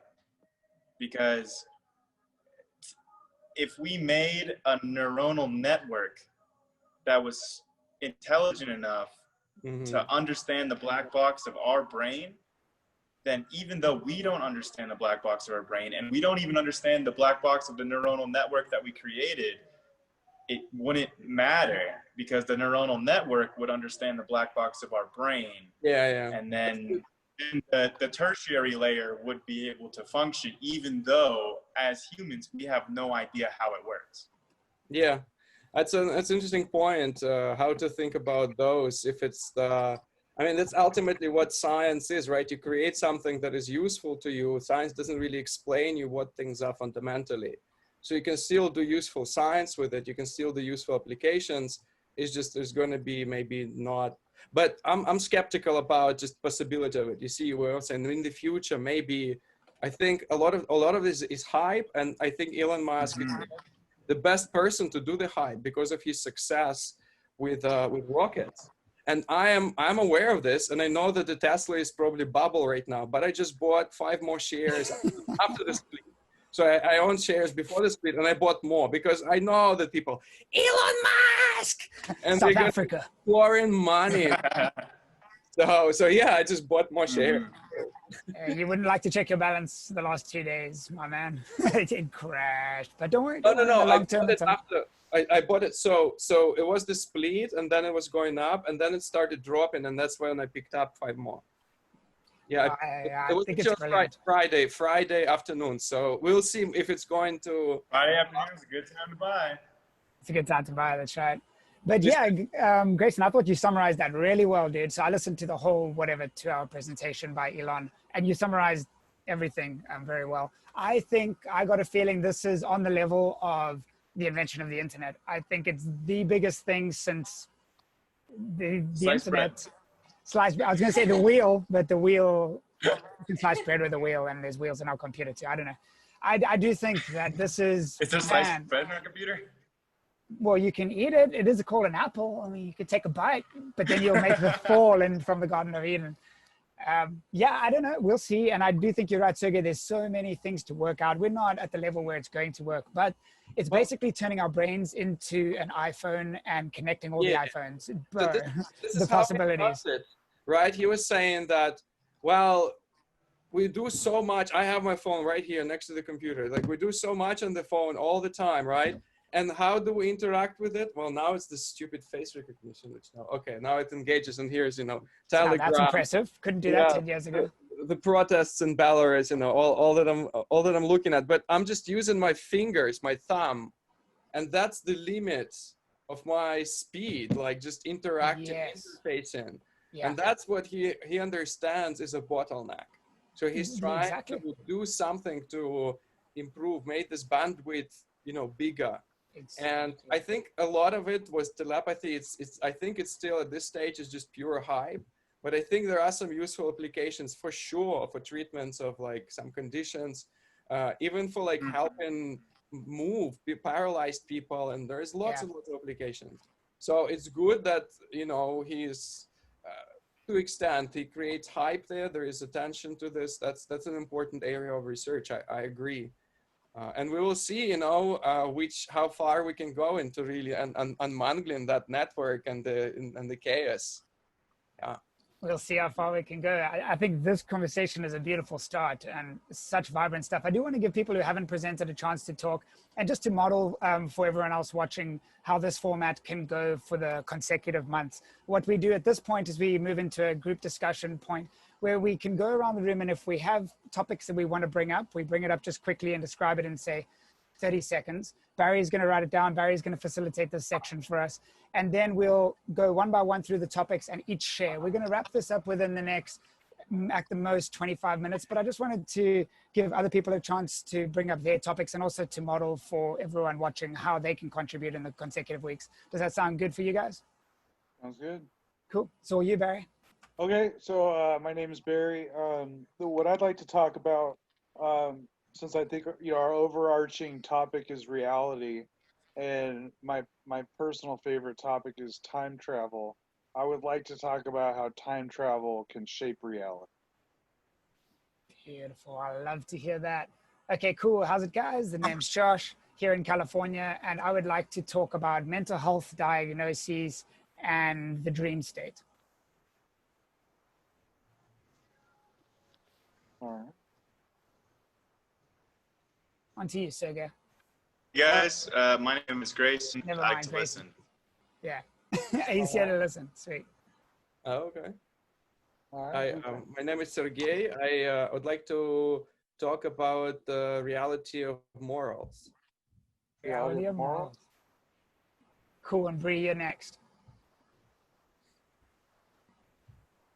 Bree, you there? You got to unmute. Oh, sorry, I'm doing the dishes. I said. I can't read Very your mind good. yet. Very good. Do it harder. I can't read your mind No. yet. It's coming. Okay. I'm Bree, Josh's wife, and I am fascinated. But my passions and all of my thoughts go in waves. But my wave right now is mental health, and what I'm currently struggling with and would like more thought about is my purpose on this planet. Why are we here? Like, are we here for us? Are we here for you? Or, you know, how do we combine that? I don't know. I just like to hear thoughts and stuff like that, just on purpose. That's great. Brilliant. Is that everybody, or is there anybody else? Chris said he's tuning back in later. Steven said later, so I think we're good to go with that. Good. All right. Is there anybody that has a burning desire to go first?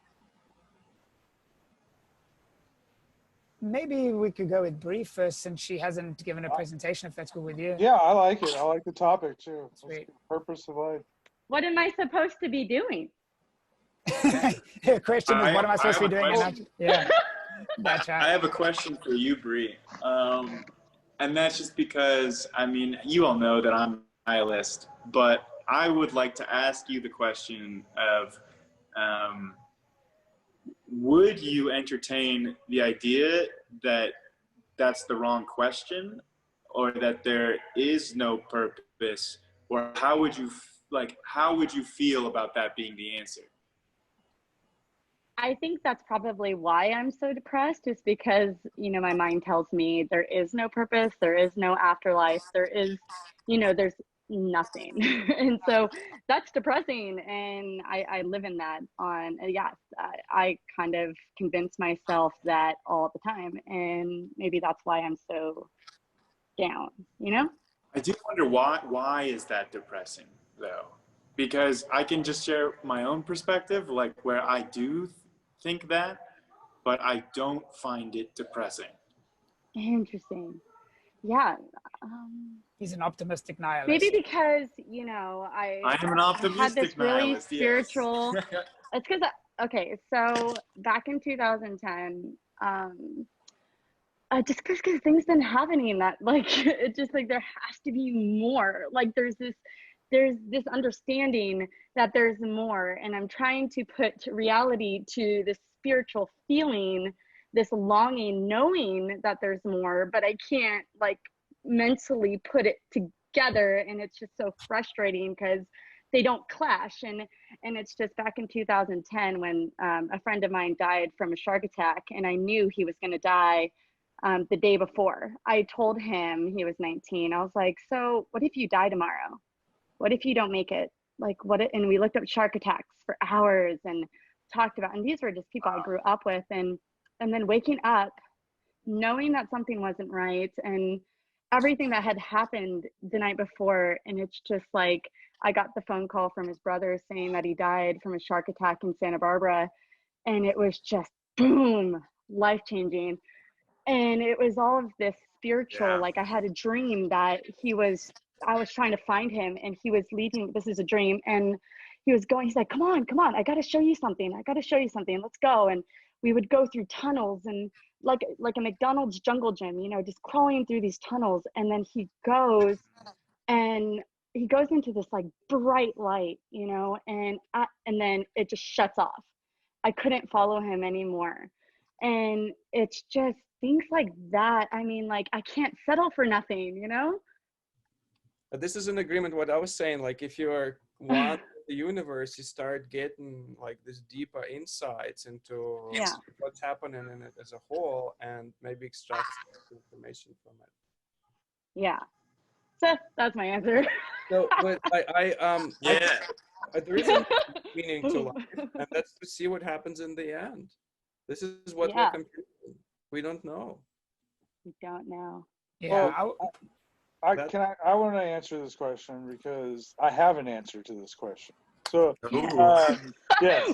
So, first of all, the question that you're asking in society is a very youthful question, because kids, teenagers, young adults are tending to look for their purpose more often than your average adult who may already have some guidance or clear path to wherever it is they want to go. So in society, it's a youthful question. But in the mental health community, it's a question of elders. There's a lot of older people that will have a crisis of faith because they don't know what their purpose is anymore. So they start asking the question just like young people. So it's a question for everybody, but I just wanted to say that in society, that question is generally viewed as a more innocent, younger question to be answered. Now, I'm going to read you a very quick quote from Albert Schweitzer. The purpose of human life is to serve and to show compassion and the will to help others. So when I'm on the beach and a young person and we get into a conversation, they're like, what's the meaning of life, or what's the purpose of life? I say, every day I get up and I say, how can I help other people? I already know as soon as my feet hit the floor what my purpose is, right? As soon as I walk out that front door, I'm picking up a piece of trash on the ground and putting it in the trash can. I'm helping an old lady cross the street.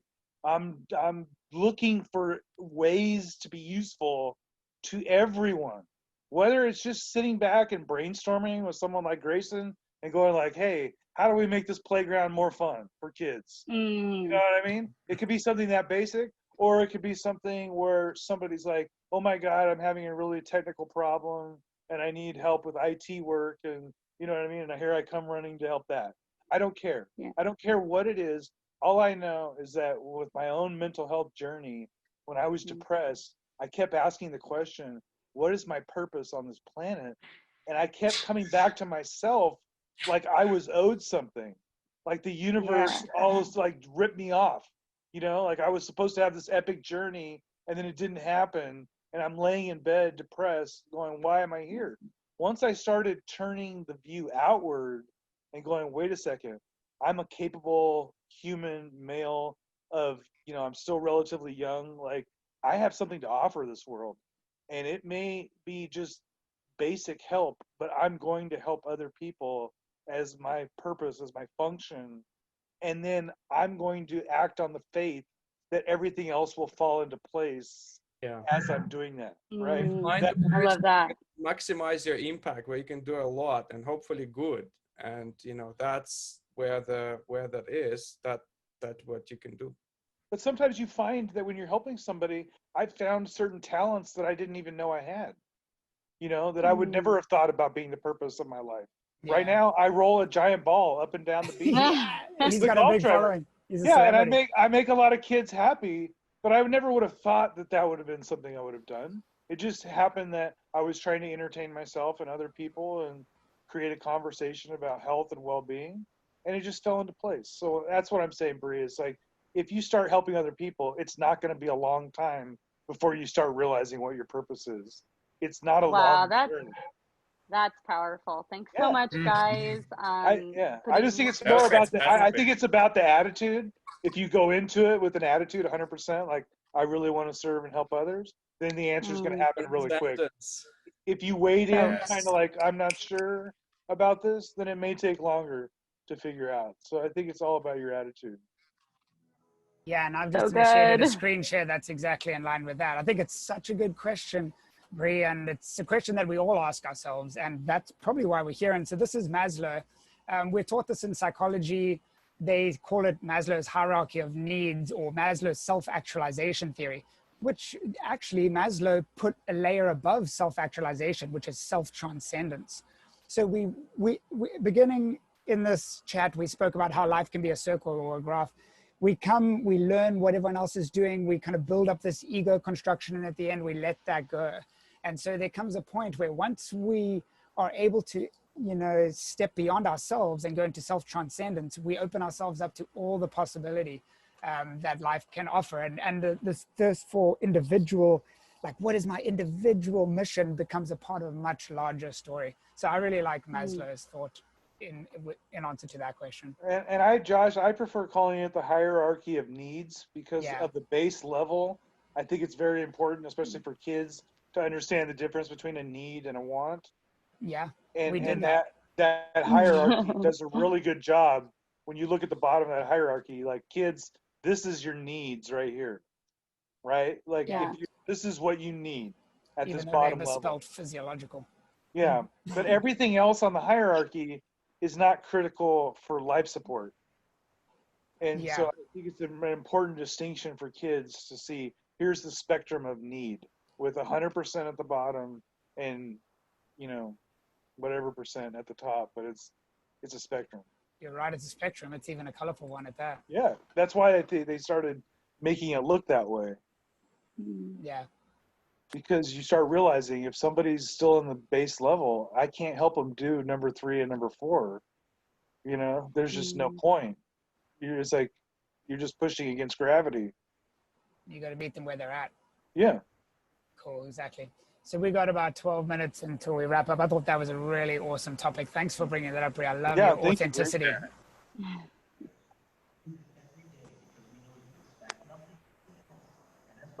So it looks like we've got Sergey or Josh. Who wants to go next? What about you, Barry? All right. Well, mine's really short. I just wanted you to think about this as a time travel experiment. So think about a very simple living situation from 1,000 years ago, right? So we're talking let's say medieval Europe. People are living on a certain number of acres of land, and that's their world. That's their world, right? It's pretty basic.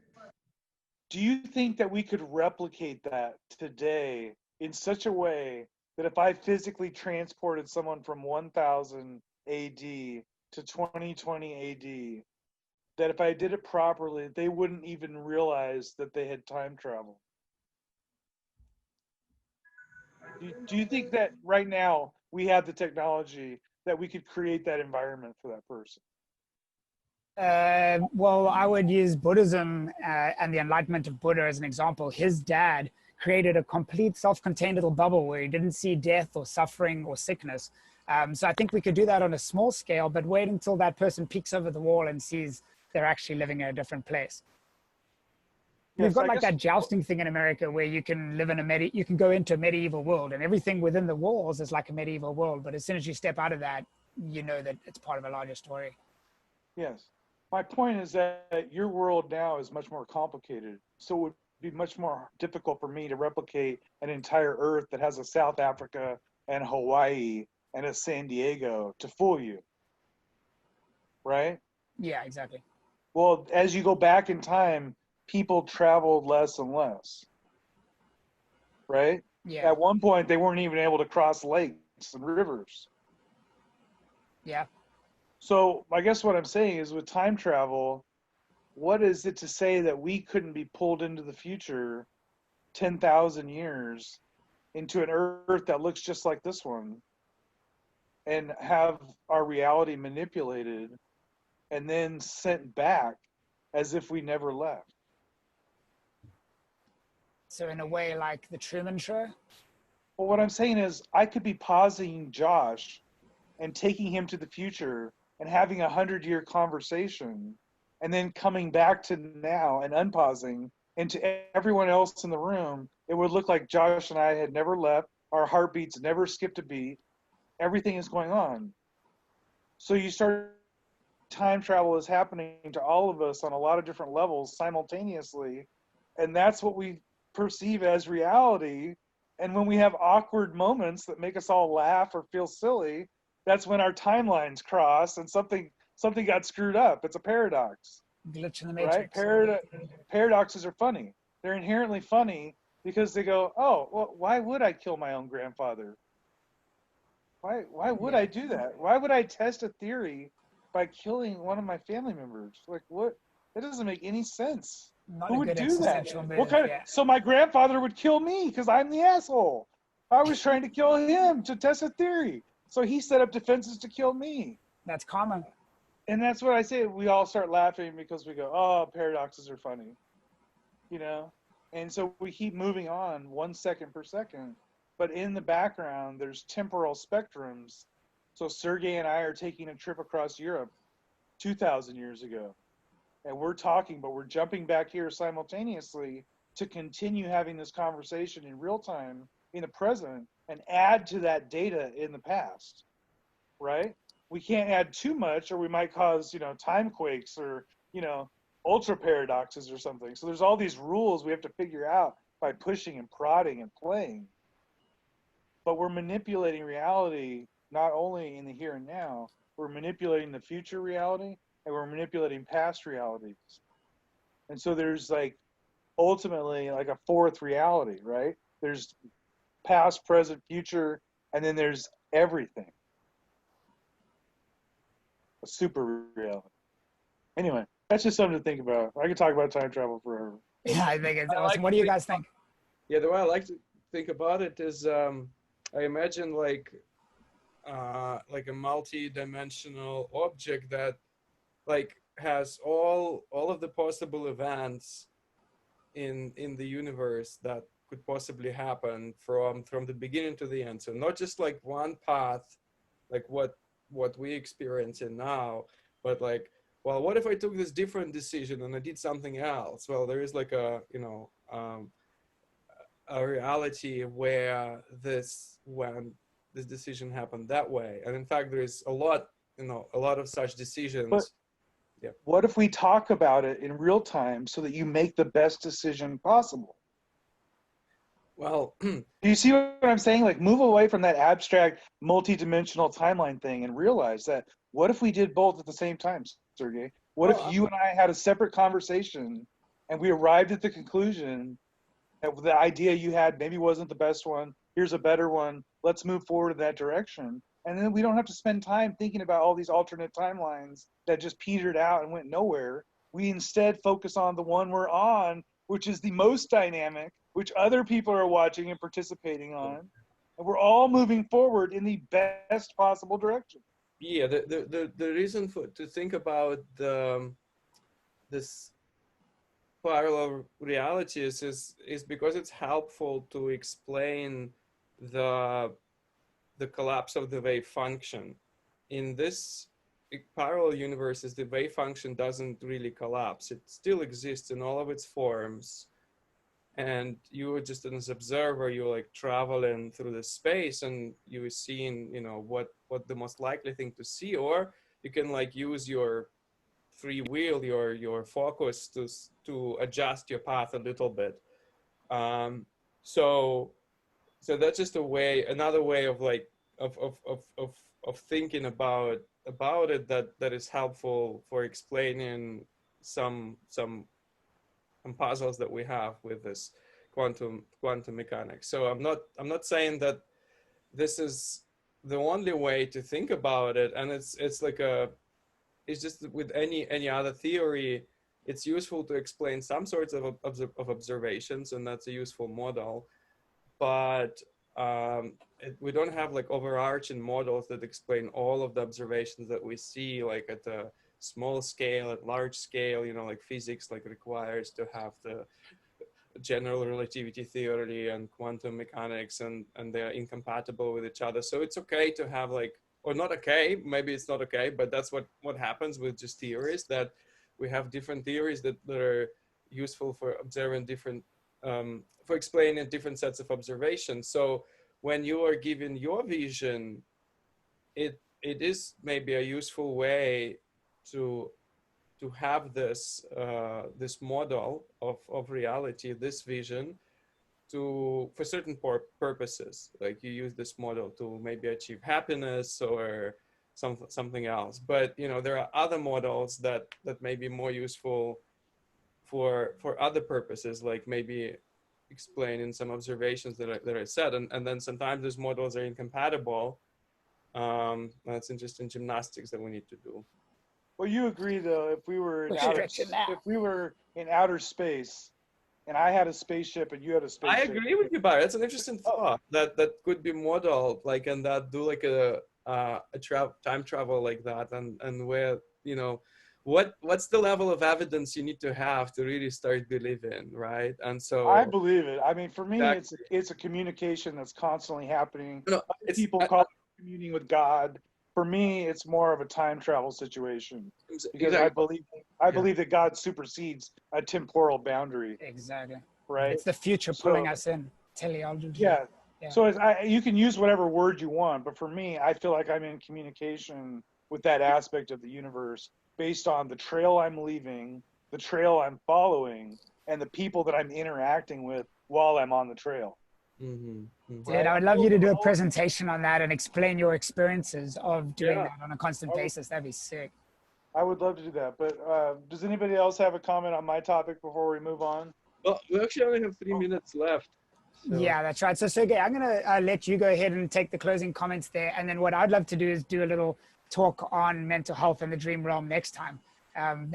That'll be fun, I think. So go ahead. Yeah, let's like reality of morals is something that I heard, you know, discussed in various settings. It's basically these labels that I was talking about. Like, it looks like they are real, and the morals are something that it seems that different cultures are really easily in agreement on certain aspects, like do not kill, or do not, like, just distraction is something that we don't like, it seems. And like, is there enough of the feeling that it's something that is really there for everybody, and moral is not just a social construct? That's the question. Let me do a quick screen share here, because that's the exact premise of C.S. Lewis's book, Mere Christianity. And C.S. Lewis is one of the, well, actually, he's the guy who invented Azlanz, the Chronicles of Narnia, but he wrote a book called Mere Christianity, and that's the whole foundation that he builds on explaining why God exists. He was an atheist, Oxford professor, and then he was convinced through his study that God is real. And he says that the fact that morality exists and supersedes culture and experience and time shows that there's something in our hearts that is longing for this kind of remembrance. And it's like Bree describes, but it makes her depressed when she thinks that there's no meaning in that purpose. that is an indication that there is that meaning and purpose. So check that out. Yeah. C.S. Lewis, Mere Christianity. Yeah, the challenge is that some people question this, right? They don't say that they say morality does not exist independently. So like that's another way of thinking about it, that it's all like something that is good for us to do from the evolutionary perspective, like not like live in this friendly society. Although we still have hard time really understanding how altruism have evolved.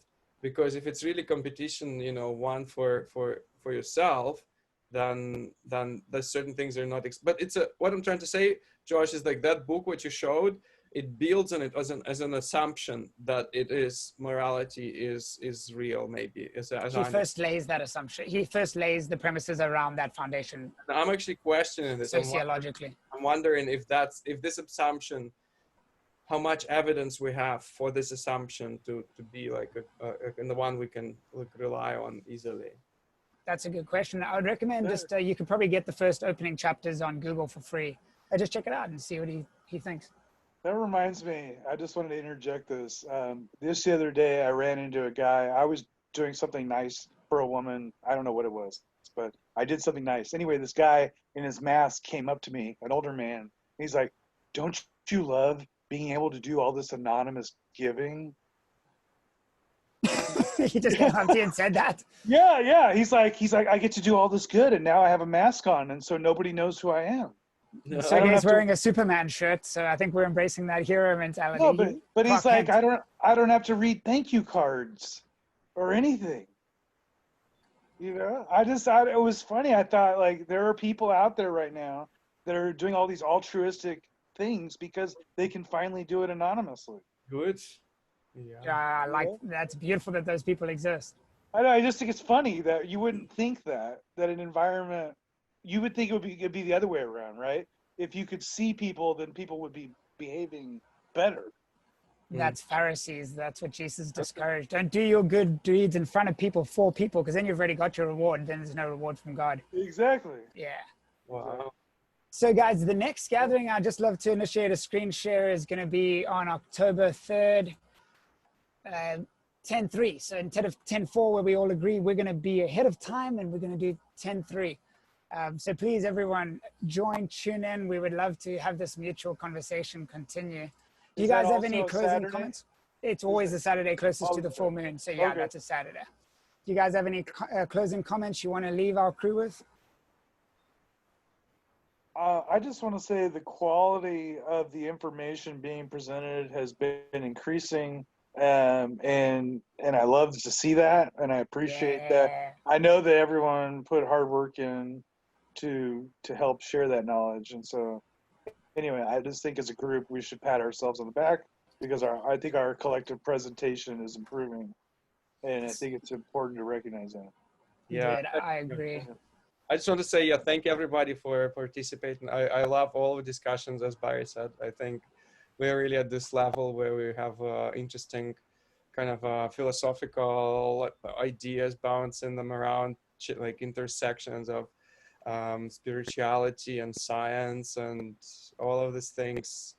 Very interesting space and yeah, good quality discussions. Love it. Love it. Love your guys' minds. Thank you, brethren and sisters, for being here. Great job, Josh, with the music and the PowerPoint. Thanks, bro. And Sergey, man, there was no roughness around those edges. That was very impressive. And Grayson and you for facilitating. What a crew. And Bree for the authenticity. Thank you guys so much. I think we'll end with that same little intro video. Is Grayson still online? He's in Burning Man, my man. Creating his own Burning Man. I was going to tell him to extend, our reach for us into Burning Man. That he's our representative, It's fertile ground right there, dude. Yeah, well, I hope he gives us a full report. Yeah, and I bet he will. He'll be tuning in next time. All right, God bless you guys. Have an epic time. Later, guys. Right, that was take care, epic. Bye, Bree. Azlanz, rainbow inspiration for transformation.